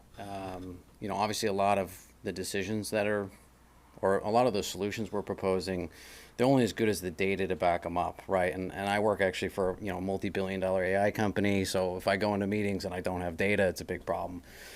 And the TRC study's been referenced as very comprehensive because of its length, but I don't think you can overlook the fact that it missed all the weeds in the middle of the lake. It referenced 2 portions of my land as public recreational areas that are actually my private land. And, these are pretty basic things, right? So I think you do need to put some weight into the fact that we might be trying to propose solutions to something we only understand about 60 or 70% of. And, I'm probably one of the younger people that live on the lake, right? And not to age myself, but my family's been farming here since 1726, and I grew up on a 900-acre farm. I have, the terms I've heard today numerous times over, integrated management plan. I heard that same thing when I was a kid, which I used to, with my 5 brothers, weed hundreds of acres of field with my brothers. And then we had somebody come by and sell us pesticides and herbicides to make our life easier, so we thought. and we sprayed hundreds of acres of those fields with those herbicides and those pesticides. And then what we were left with was soil composition that had degraded so much that I was a farmer that had to grow up on food stamps, right? And then when fertilizing our fields with cow manure was no longer sufficient, the fertilizer salesman was right behind them. And I'm not tarnishing what you do. There are applications for this stuff that is absolutely spot on and effective. I think we owe it to just try the mechanical harvesting first, because that's where I ended up all those years later back in those fields doing it by hand, because you know what's deemed safe today we find out is poisonous 5 years from now, and that's just the reality, right? And so when it comes to herbicides, you know, since the 70s there's about 500 different ingredients the EPA has approved as safe. 157 of them have been pulled off the market, right? So that's about a 35% hit rate, and that's not great, right? So EPA approves things all the time that are safe today and become poisonous later on, so I think we need to keep that in mind. And, you know, going back to the budget conversation, I do think the buck stops with the budget. I think it would be pretty irresponsible to approve something where there's no future budget commitments. So whatever we do this year, if there's no future commitments in the future for funding, you wouldn't let somebody build 25% of a bridge and say, I'll get back to it. So if we start something we can't finish, and us as residents around the lake who clearly don't agree necessarily on the solution, this idea that we would then be able to come together like Hart Pond did for a solution, I don't know that that's really going to be the case. And so, you know, it's a little concerning that there's no future commitment for funding, and it would stink to see another program have to get cut to come up with funding, right, for this, as much as I want the lake to be better, just like anybody else. Okay. Thank you. Thanks. Okay. Seeing no more comment, okay. How late are we going? Not much longer. Do you want to adjourn and we'll pick up next week? I'd rather keep going. I'd rather keep going, but we have a lot still on our agenda, so I'll give you a few minutes. I have a lot to present, so Well, you sent us a lot of stuff already. I haven't so- sent you almost anything, actually. Oh, That was her. okay. I'm grouping you. Is it okay to also state that we've had numerous public input sessions and opportunities to discuss some of these technical details? Well, Yeah. do you have the chart to send me? Yes. Can you call those up? So, I don't get paid for this. I put in many, many hours looking at this. My background is in, Robert Wetzel is the father of, not the father of limnology, but one of the most well-respected. He wrote the Bible on limnology. And I studied limnology under one of his students at UConn, Peter Rich. So I have put in, I'm sorry, Peter, I didn't send a copy of this out to you guys.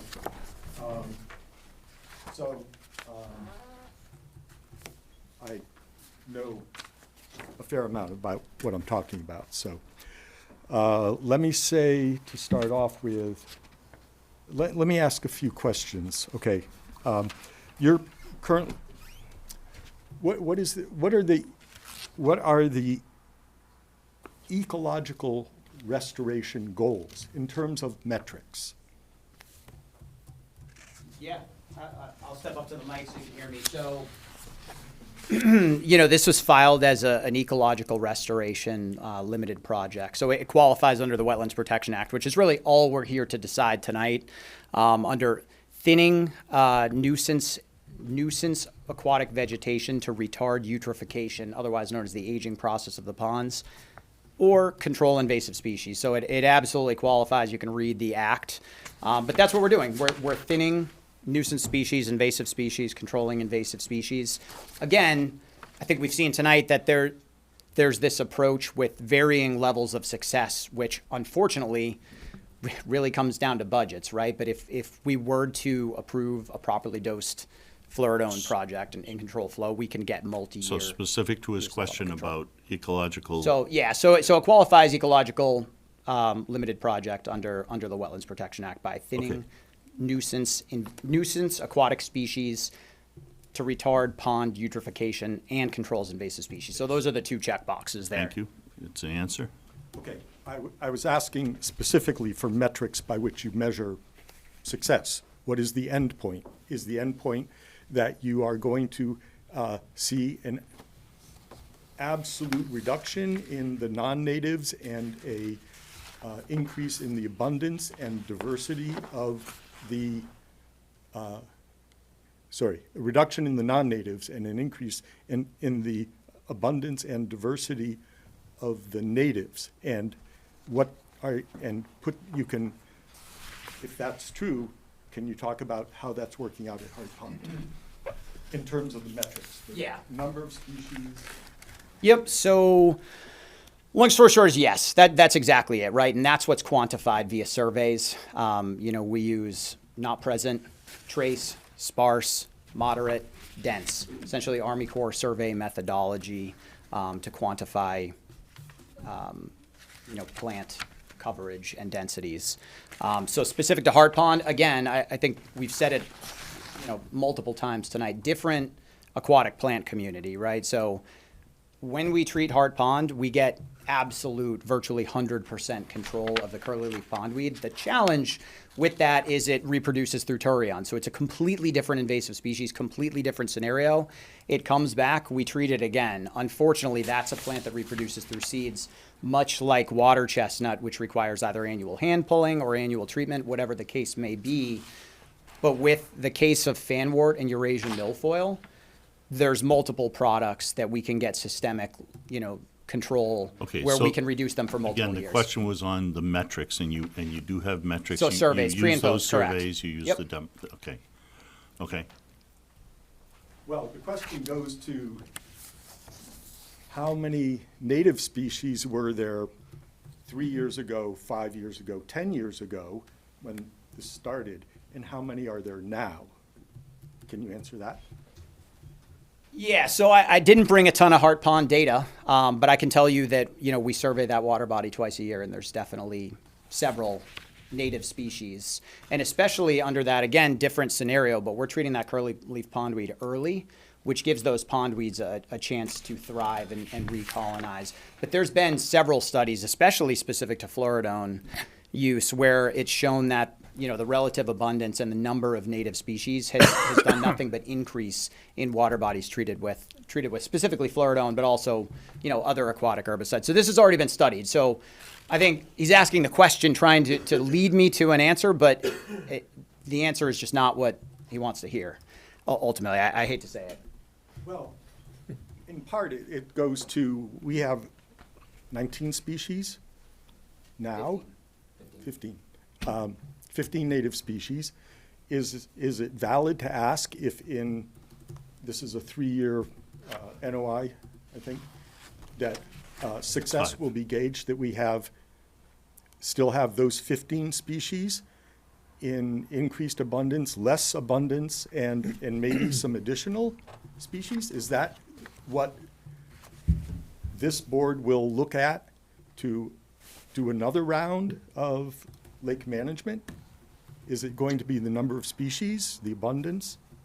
So that's a key question. If you have Hart Pond data, can you send it to the commission, and let's take a look at that.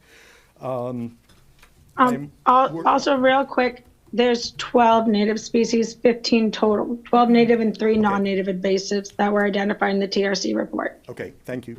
Have you looked at the historic plant inventories for Freeman Lake?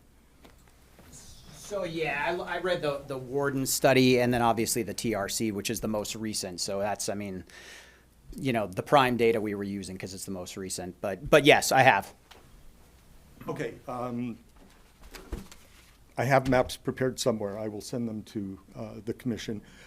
Does it seem to you, though, that with the Warden maps, which were plot-based, pretty technically astute, I think, and it showed a much greater extent of the non-natives than are present, were illustrated in the Solitude maps or in the TRC maps. You guys looked at the TRC maps on pages 30 and 29? The actual number or the density of the non-natives is pretty low, and that's in your sheet somewhere. We'll talk about that in a few minutes. But so my impression, looking at the maps and not doing any actual metrics on it, was that there were more non-natives, greater extent of non-natives 30 years ago than there are now. And do you have any comment on that? Yeah, so, I think, I would assume as an aquatic ecologist, Mr. Severance would know that timing plays a key role, weather patterns play a key role. So yeah, it doesn't surprise me, right? You can have more or less invasive species and native species in any given year or time of year, right? So it is highly possible that in 1995 there were more invasive species, right? A lot of it depends on the area in which sunlight can grow, the water clarity, water temperatures, air temperatures, weather patterns, rain events. The time of year. So that's the whole point of annual surveys, annual work plans, annual reports to the commission, and having multiple tools in the toolbox, both herbicide and non-herbicide, harvesting, benthic mats, and herbicides, so that we can adjust based on annual surveys as conditions change. Okay. So the TRC report looks like, I don't know, Matt's on. Matt, can you describe exactly what your methodology was for surveying the lake for invasives? Were you doing stem counts? Were you doing samples? Yeah, so our method is we do observations from the surface when the water is shallow enough to actually observe the plants, or if they're growing floating at the surface. But typically we'll do several tosses of what's called a plant rake. So this is a rake on the end of a rope that you throw to pull up plants from the bottom, pull up to the boat, and then identify them and characterize the density of the plant beds on the bottom based on what you get on the rake. Right. Okay.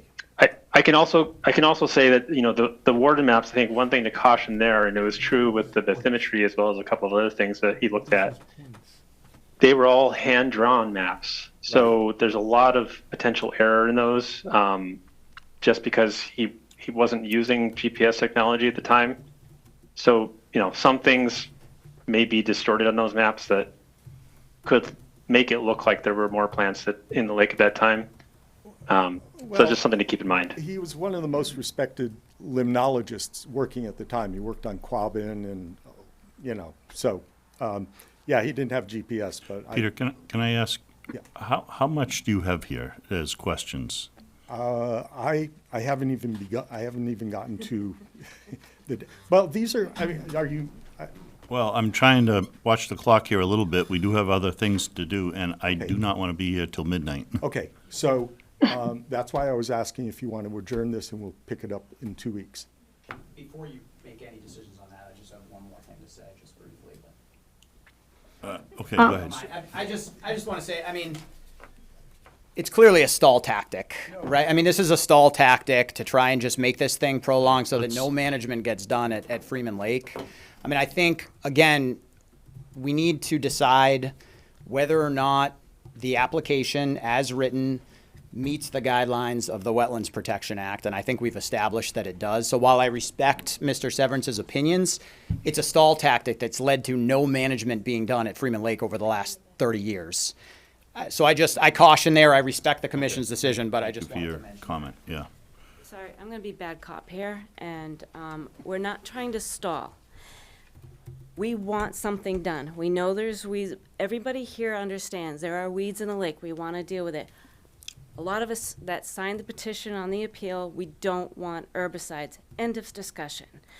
We found between TRC and Warden's report, There are non-chemical ways to look at this, and you don't propose in any of it, although it's all over your website. Biochar. Shoreline erosion is the biggest factor. Phosphorus, it's already in the soil. No matter how many times you put chemicals in the lake, it's still going to be there.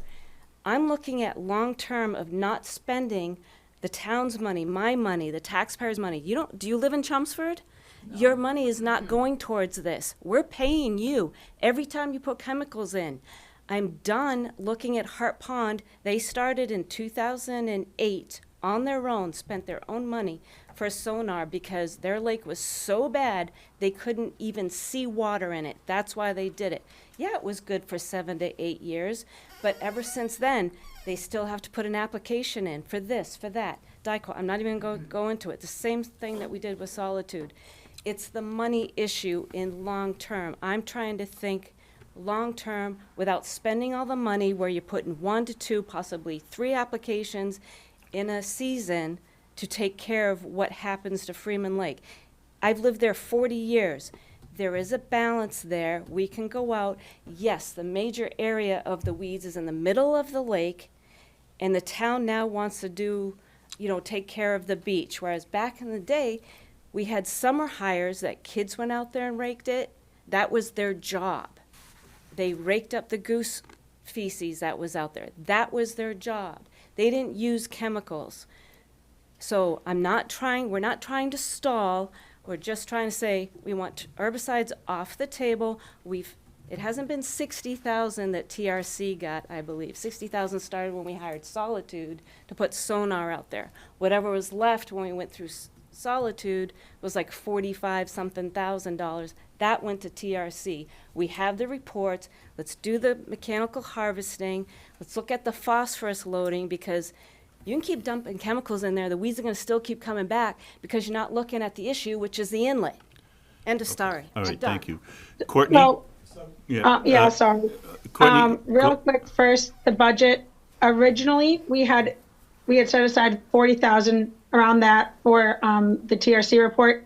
Then in response to residents' concerns, we added additional parameters, worked with TRC, because of course budget is a constricting factor, but we ended up spending, I want to say, $56,000 to TRC for the report. 56, yeah. And I mean, this is the problem that we've been having since the beginning, I think this started in 2021, trying to get some treatment done at Freeman Lake. And I feel like Wanda just explained it. She said they don't want herbicides. They don't care. Like, it doesn't matter that TRC's report suggests that. So, couple of questions. David, Yes. Is there, or Courtney, is there a timing right now? We talked about the eco harvester. We had a timing issue there. We want to get that going. Is there a timing issue for the herbicides? Is there something that would happen in the next 4 weeks, let's just say, that is time dependent, or even this year? Theoretically, yes. If we could, Joe could talk more about the timing, but ideally we'd like to get some treatment happening this year. Of course, yeah. And I'd also like to mention that this is not us just jumping the gun. Like I know I've said this earlier, but this has been the work for years, tens of thousands of dollars. We're not just trying to dump Roundup in the lake. This is very thoughtful. We've had meetings after meetings. I facilitated in-person meetings. We've facilitated stakeholder meetings. I've facilitated Zoom calls between water and wetland and concerned residents and stakeholders. We've had nothing but opportunities to bring up these concerns that Peter has. And I'm sorry, I know you were walking around handing out information to the Conservation Commission members. So I did miss, you were away from the mic, so I couldn't really hear what you were saying, the background and qualifications you have are for this. But we have been working a lot of money with qualified professionals to address the situation. We're not just making an uninformed decision moving forward with our treatment plan. I'm going to put our agent on the spot. Do you have a suggestion on what we should do right this minute?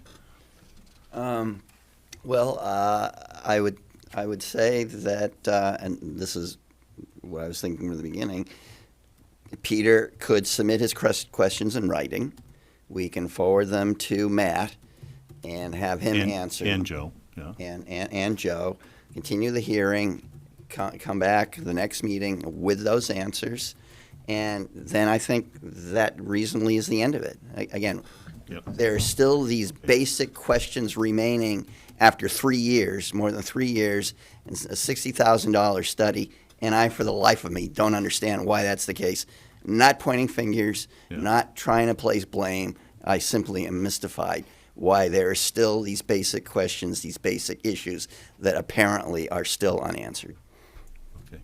So I just give it one more chance. We did have that opportunity to submit questions. It is an appendix in the TRC report where Peter has submitted questions, and we've had multiple meetings since then to discuss. And there's still some questions that I just feel like he's withheld from the town, I guess. And I guess Matt could speak more about questions with the actual report. Well, Christine's creeping up to the, I mean, that was essentially what Courtney had said, is that we were very mindful in having a public input session. And that was at a Vinyl Square group meeting, and we had a public input session at that meeting. At that meeting, it was requested for additional time to review the report in draft form, so we extended that duration. We received questions that is included in the final report as an attachment. And then, as Courtney said, there's been other, court discussions with Water and Wetland and with TRC. So I guess if they're report-related questions, my question is, why weren't they asked before? okay. I mean, it's up to you, but just my thoughts on that. So without going back and forth on that part, let me go with David's suggestion. Peter, if you have questions, please send your questions in written form to David. David will distribute them to Joe and to Matt, and we'll have them respond to those questions in the next 2 weeks, and we will continue this meeting for 2 weeks. I really don't want to go beyond that. We need to get this resolved at that time. That is fine, and I will submit most of these materials in a I want you to be report heard. format. I want you to be heard. Yep, thank Okay. you. I appreciate it, so. Okay. It's just we're hitting our, at some point in the evening, you lose your ability to think. So I think I'd like to take a motion that we continue the, Just a quick question, Mr. Chairman. So we have our DEP comments in, right? And there were none. There were none. So, but we're not waiting on that. So Correct. we're really waiting for no information right, at this but just point. public input that We're just wrapping up some public input. yeah, Other than that, we're ready to close. yep. Real quick. Oh, Courtney, jump ahead, go ahead. sorry. I know I've said this. I know I sound like a broken record, but we've had this opportunity for public input for the past 3.5 years. Not in front of the commission.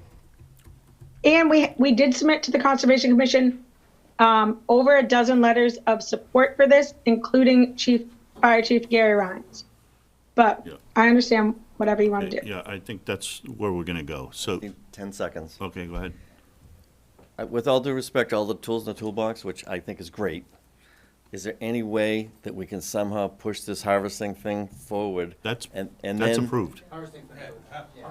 So that's done. That's done. Okay, that's done. Get out So the order that's not conditions. being held up right now.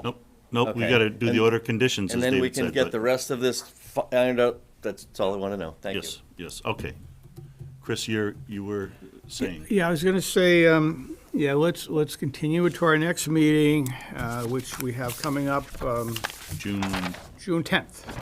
But I think my expectation would be is we get Mr. Severance's questions in, we get some answers in ahead of time. Mr. Severance, when can you get those questions over to everybody? Within the week. Within a week. by the end of this week, please. Today's Tuesday night. Yeah. Get those You gotta submitted to our. give these guys a week to respond. Okay. So that way it goes over to our agent, Mr. Coons. They get a copy. We're able to get that last information. By Monday. And then Okay. and then we'll, by Monday, then we'll be able to close the hearing up when we come back in after we have that information, kind of wrap it up, and then the board can deliberate. I mean, I think we have enough Yeah, this is information. quick. I just asked that if you can put that somewhere that he has to have the questions by Monday, only because it's like all his questions came in last minute and so on. We want adequate time to respond. We don't want to delay it another meeting. I would even say if you can, even if you tier it and do it like your first run and get them out, but, okay. So make a motion with that requirement that the Yeah, questions so I from move the that we public. continue this hearing until June 10th, excuse me, Mark? I think the question should be given one and done. I Well, don't that's think it fine, should yeah. be tiered. Well, I'm just saying, if he sends some tomorrow, they can look at those tomorrow. We want all the questions from Mr. Severance in here by Monday.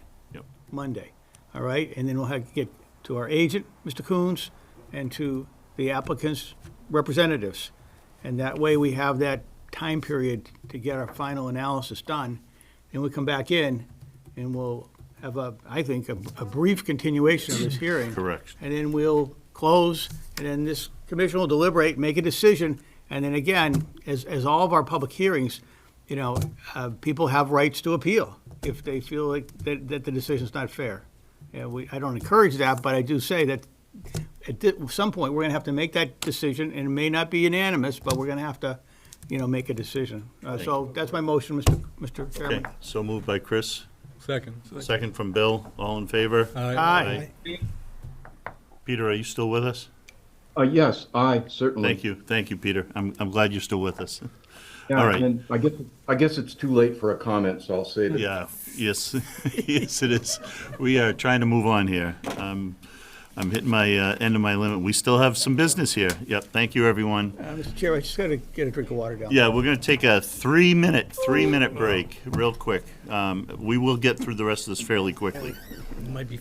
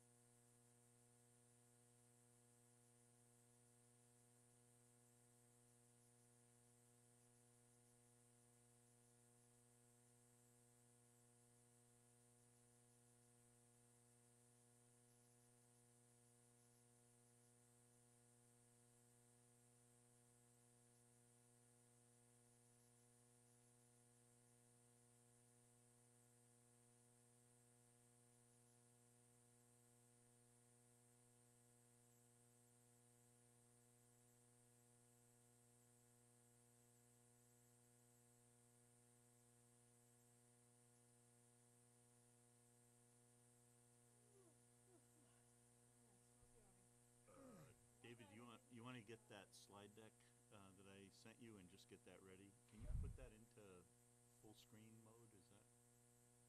Click on File or View. If you click on View There they come. and then full screen.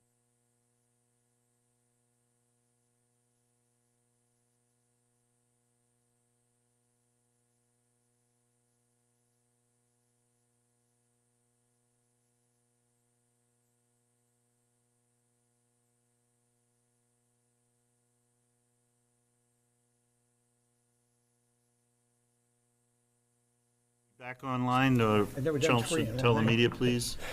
Yeah, if you can shrink that down. But let's go through the next items on our agenda. We are now in the discussion. There's nothing in discussion. Continual business. The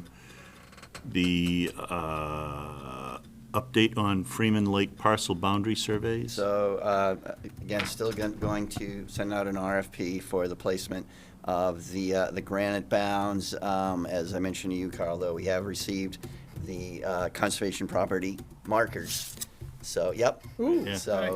So we'll get the granite bounds put in, get the fence put in, or have somebody do the fence, and then we can put those markers onto the fence. And so In people various will- other places. Yes. Those granite markers, is there a drill point on them? Is that how they? Well, I think there is a point. I think there's like a pyramid placed on top Obelisk of or something. Oh, they're obelisk? Something. Yeah, Okay. yeah. So, So it's, they're not actually a survey control point then? well, they're a boundary corner. They're a boundary corner determined by the survey. Okay. So they I have some kinda- kind of mark on them. I thought they were control points where people around a lake can come off that point when they want to do a survey, what we want to have done and would help the people, the property owners around the area. You can ask the surveyor what they used. They had to come off something. Yeah, they had to Right, pull a but mark. but the new points, I want them to be control points.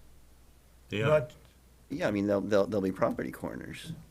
So, I think that should be. yeah, but a enough. 4x4 granite has to have a drill point on it. Well, I will ask about that. My understanding is it just comes to a point at the tip, but I'll ask him. I'll ask him that Okay, question. all right. I just feel like going through all that work, you ought to carry that to another part of the lake. So that if we're doing another piece of land, we That's can go off of that. That's right. Yeah. So, we are looking to have our bylaws and regs meeting a week from tonight.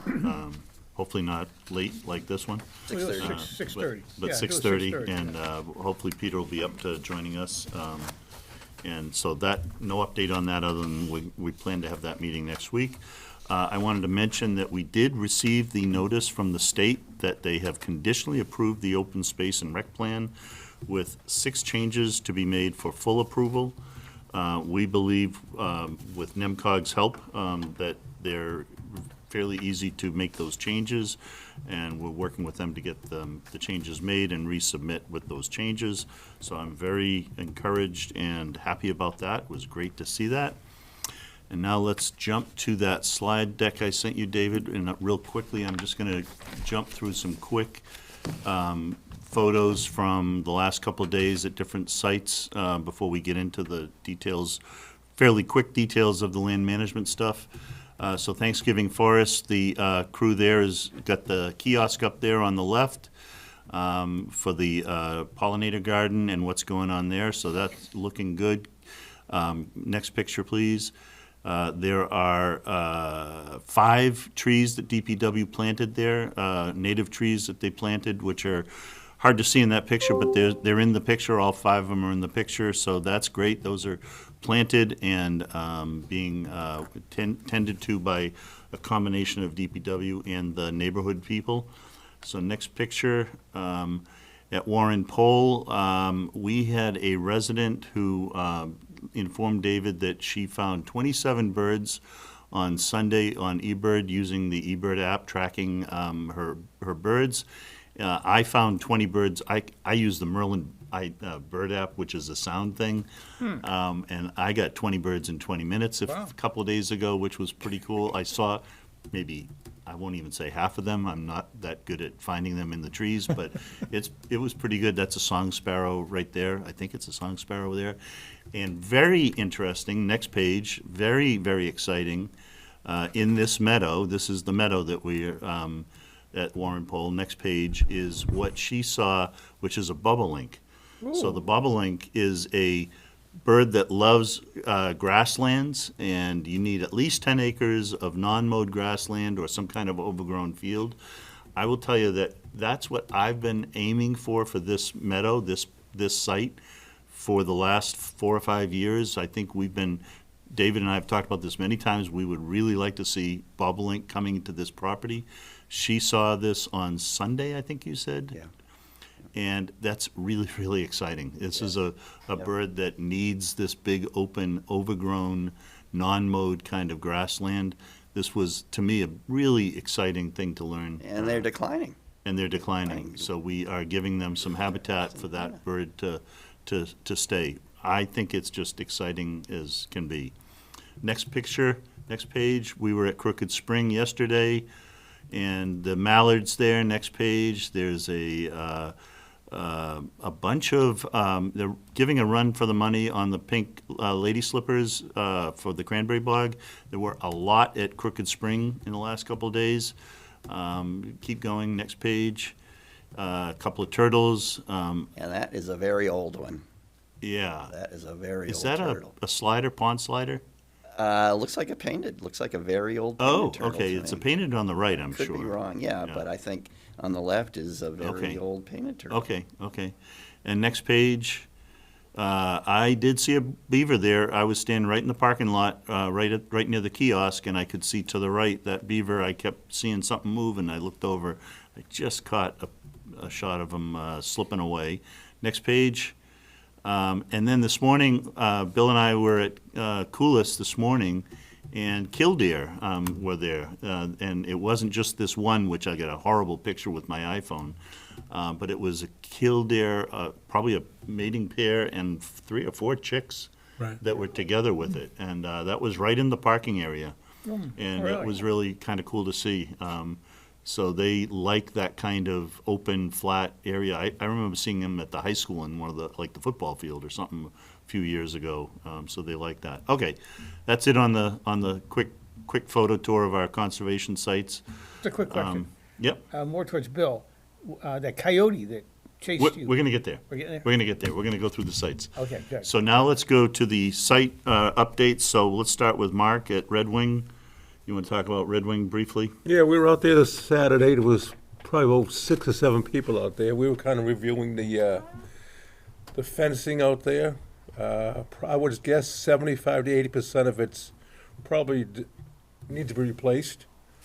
The post for sure, and they seem to think some of the cross members or the rails are going to be able to be reused. We're going to put it back. We plan on putting it back in the same footprint it's existing. We don't want to change from that. We want to keep the cut area back.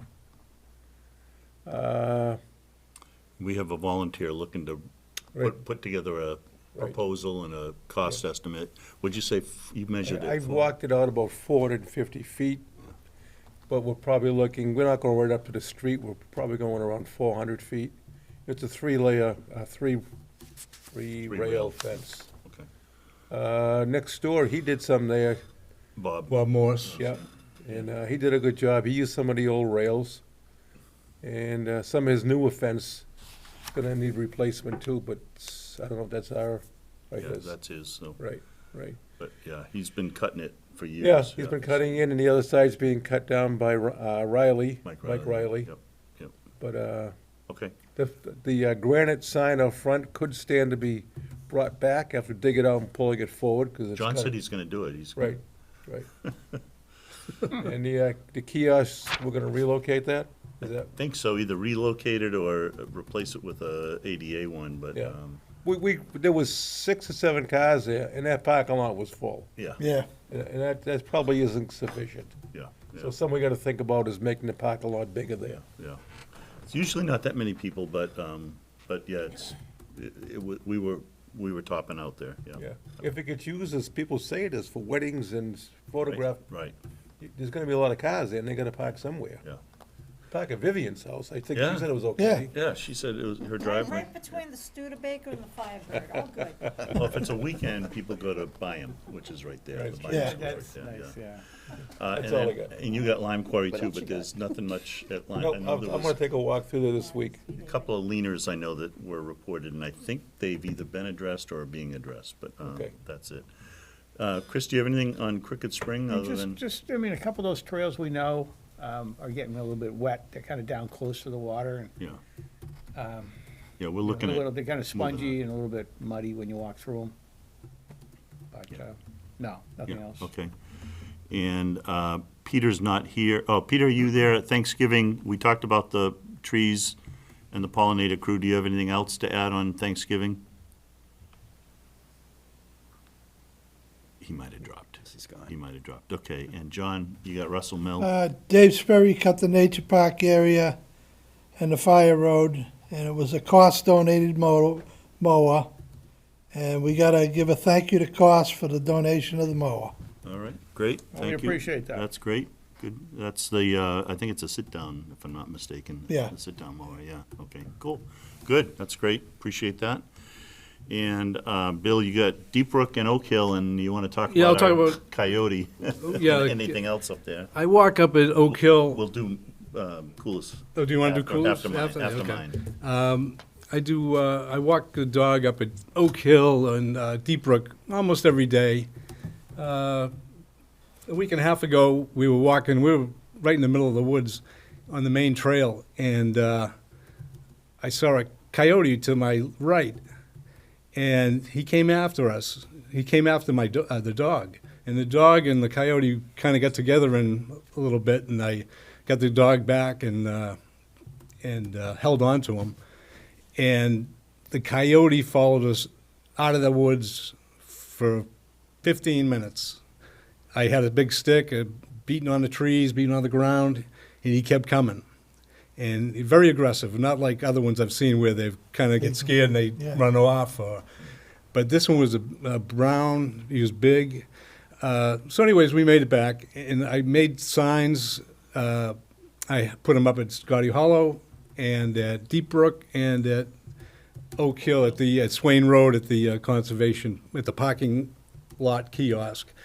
That said, caution, keep your dogs leashed at all times, aggressive coyote. And I told some people that at Scotty Hollow what had happened. And because there's a lot of people that walk the dogs off leash in there because there aren't a lot of people up there. And I was worried about some of the people that I've seen walking up there that I don't think would have handled it. I would have got scared, maybe ran. Yeah. Coyote would have chased them, because this coyote wasn't the typical coyote. He wasn't intimidated. He wasn't intimidated. He kept coming closer and closer and closer.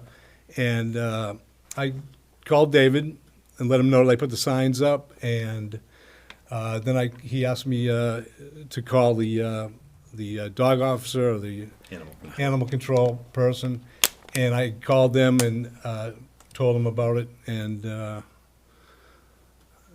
since then, I've heard that the other day there was up in Brookline, New Hampshire, the 2 coyotes attacked a dog on a trail up there. So this time of year, the animal control officer told me they have pups this time of year. So maybe we were on the main trail, but maybe we got too close to the pups. So I didn't see any pups, but something was up that this coyote really was very aggressive. So anyways, I put signs up. They're still up. And So did the animal control officer say they do anything else, or? No. He says, I appreciate you calling and let me know because we like to know. He says there's coyotes all over town. He says, I'd like to know when one's more aggressive than others, and just so he knows. But I've seen coyotes. I saw a pack of 5 coyotes at Warren Pole one morning. I saw a bobcat over at Coolest 3 weeks ago, a full-size bobcat in the right near the parking lot. So there's a lot of animals in the woods. There's coyotes at Coolest, there's deer, but you just have to be aware, especially with you walking your dog. And That was my coyote adventure. But anyways, All right, why don't you go to Coulis? Coulis, like Kyle said, we went to Coulis today. The town had, DPW had planted 3 trees. Over the weekend, one of the trees had blown over. So we went up there with another person to put the tree, replant the tree. Somebody had already been there and done it and watered it that morning. So we took care of that. But the reason why we were up there too was to take a look at the site. We want to keep things going positive up there. We were looking at what was being cut, how it was being cut. We've got the kiosk being installed next Saturday by the Eagle Scout, and he's got a couple of picnic tables he's going to bring up there. So we're looking at places where those are going to be put, and we've got somebody, a volunteer, who is going to bring a bush hog up there and do some of the areas near the walls and places we want to put cut the grass to the trails from the parking area. We looked at the parking lot, what we want to do with that. Now, all this is being done, we're in contact with Sudbury Valley trustees so that we're not doing anything that we shouldn't be doing, or we're trying to look down the road at, how things should progress. We've got 5 telephone poles that are in the woods that we need to get out of there. We've got some granite pads, concrete pads that need to be taken out by DPW. So putting a list together for DPW to help us out with up there. We've talked about this granite sign for out front, where that's going to go, and kind of get an idea on that. We're also going to, in the next week or so, delineate the 100-foot buffer from the vernal pool area, from the vernal pool wetlands flags. And down the road, we're going to put a split rail fence to delineate that from the rest of the field, so that we don't cut any trails near there, or people know where it starts and stops. So there's a lot of things going on up there. We want to get the shed out of there. The tractor's been taken off site that was stored in the shed, so nothing's in the shed as far as I know. So that needs to go. Handicap signs, we've talked to someone else who's going to help us with the handicap parking area and signage once the kiosk is in. So a lot of things going on, a lot of moving pieces, but I thought we got a lot done today. Yeah. And we got volunteers. We had a person up there today digging up some invasives. Yep. And Thistle. thistle. Yeah. And I'm not sure it's invasive so much as it's just very prickly right in the middle of the trail. Yeah, right. Yeah. And then we also we walked the trails, and we looked at the, there's a little brook that goes through. Seasonal brook, and there's some planking that's there right now. We want to replace that eventually down the road with the same type of walkway that we put at Wright Reservation. So we looked at that area. It's about 50 feet of walkway we're gonna build down the road. So it was a lot of just looking at a lot of different things, trying to get an idea of our next steps so that we continue. So right now, the next step is this weekend with the Boy Scout putting the kiosk in, and we're in touch with DPW to get them to remove that concrete pads. That might not happen right away. Right, but we'll get it in the works. So we're moving forward up there. Yep. We got a lot of people interested in helping us out, so it's all good. Good. Yeah. Okay, the only other things I had a warrant poll was the trails have been cut yesterday and today, and it looks good. The site looks good. It's in good shape, and Wright Reservation also is in good shape. Amy was cleaning up the parking area, and she wants to cut one of the trails, and we're gonna set her up on getting the trail cut, what's called the Bill Tucker Trail. But she said otherwise that site's in good shape. So all of our sites, I think, right now are in pretty good shape. And I just want to emphasize also that if anybody sees any issues on the trails, to send an email to David to start. We may come up with a different approach at some point, but right now send comments and issues to David Kuntz, dkuntz@chelmsfordma.gov, or any of us if you know our email addresses.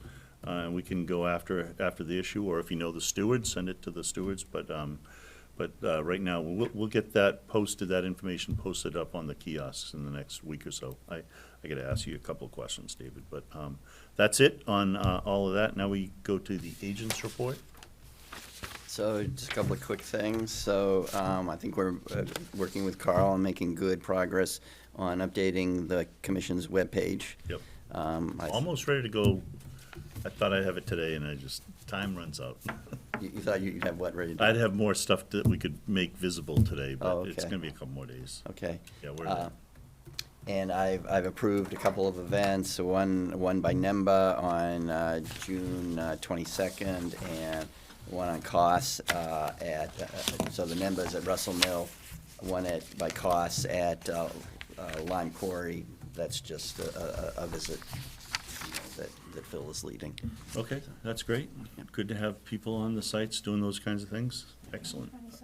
So we are going to review and approve meeting minutes for April 8th, I think it was, yes? April 8th, yes. So, Mr. Chairman, I move that we approve the minutes for April 8th, 2025. motion from Chris, Second? second from Bill, all in favor? Aye. Aye. Okay, meeting minutes approved, and take a motion to close the meeting. Motion to adjourn. Motion from Chris, adjourn. Second, approved. Meeting adjourned. Thank you, Chelmsford Telemedia.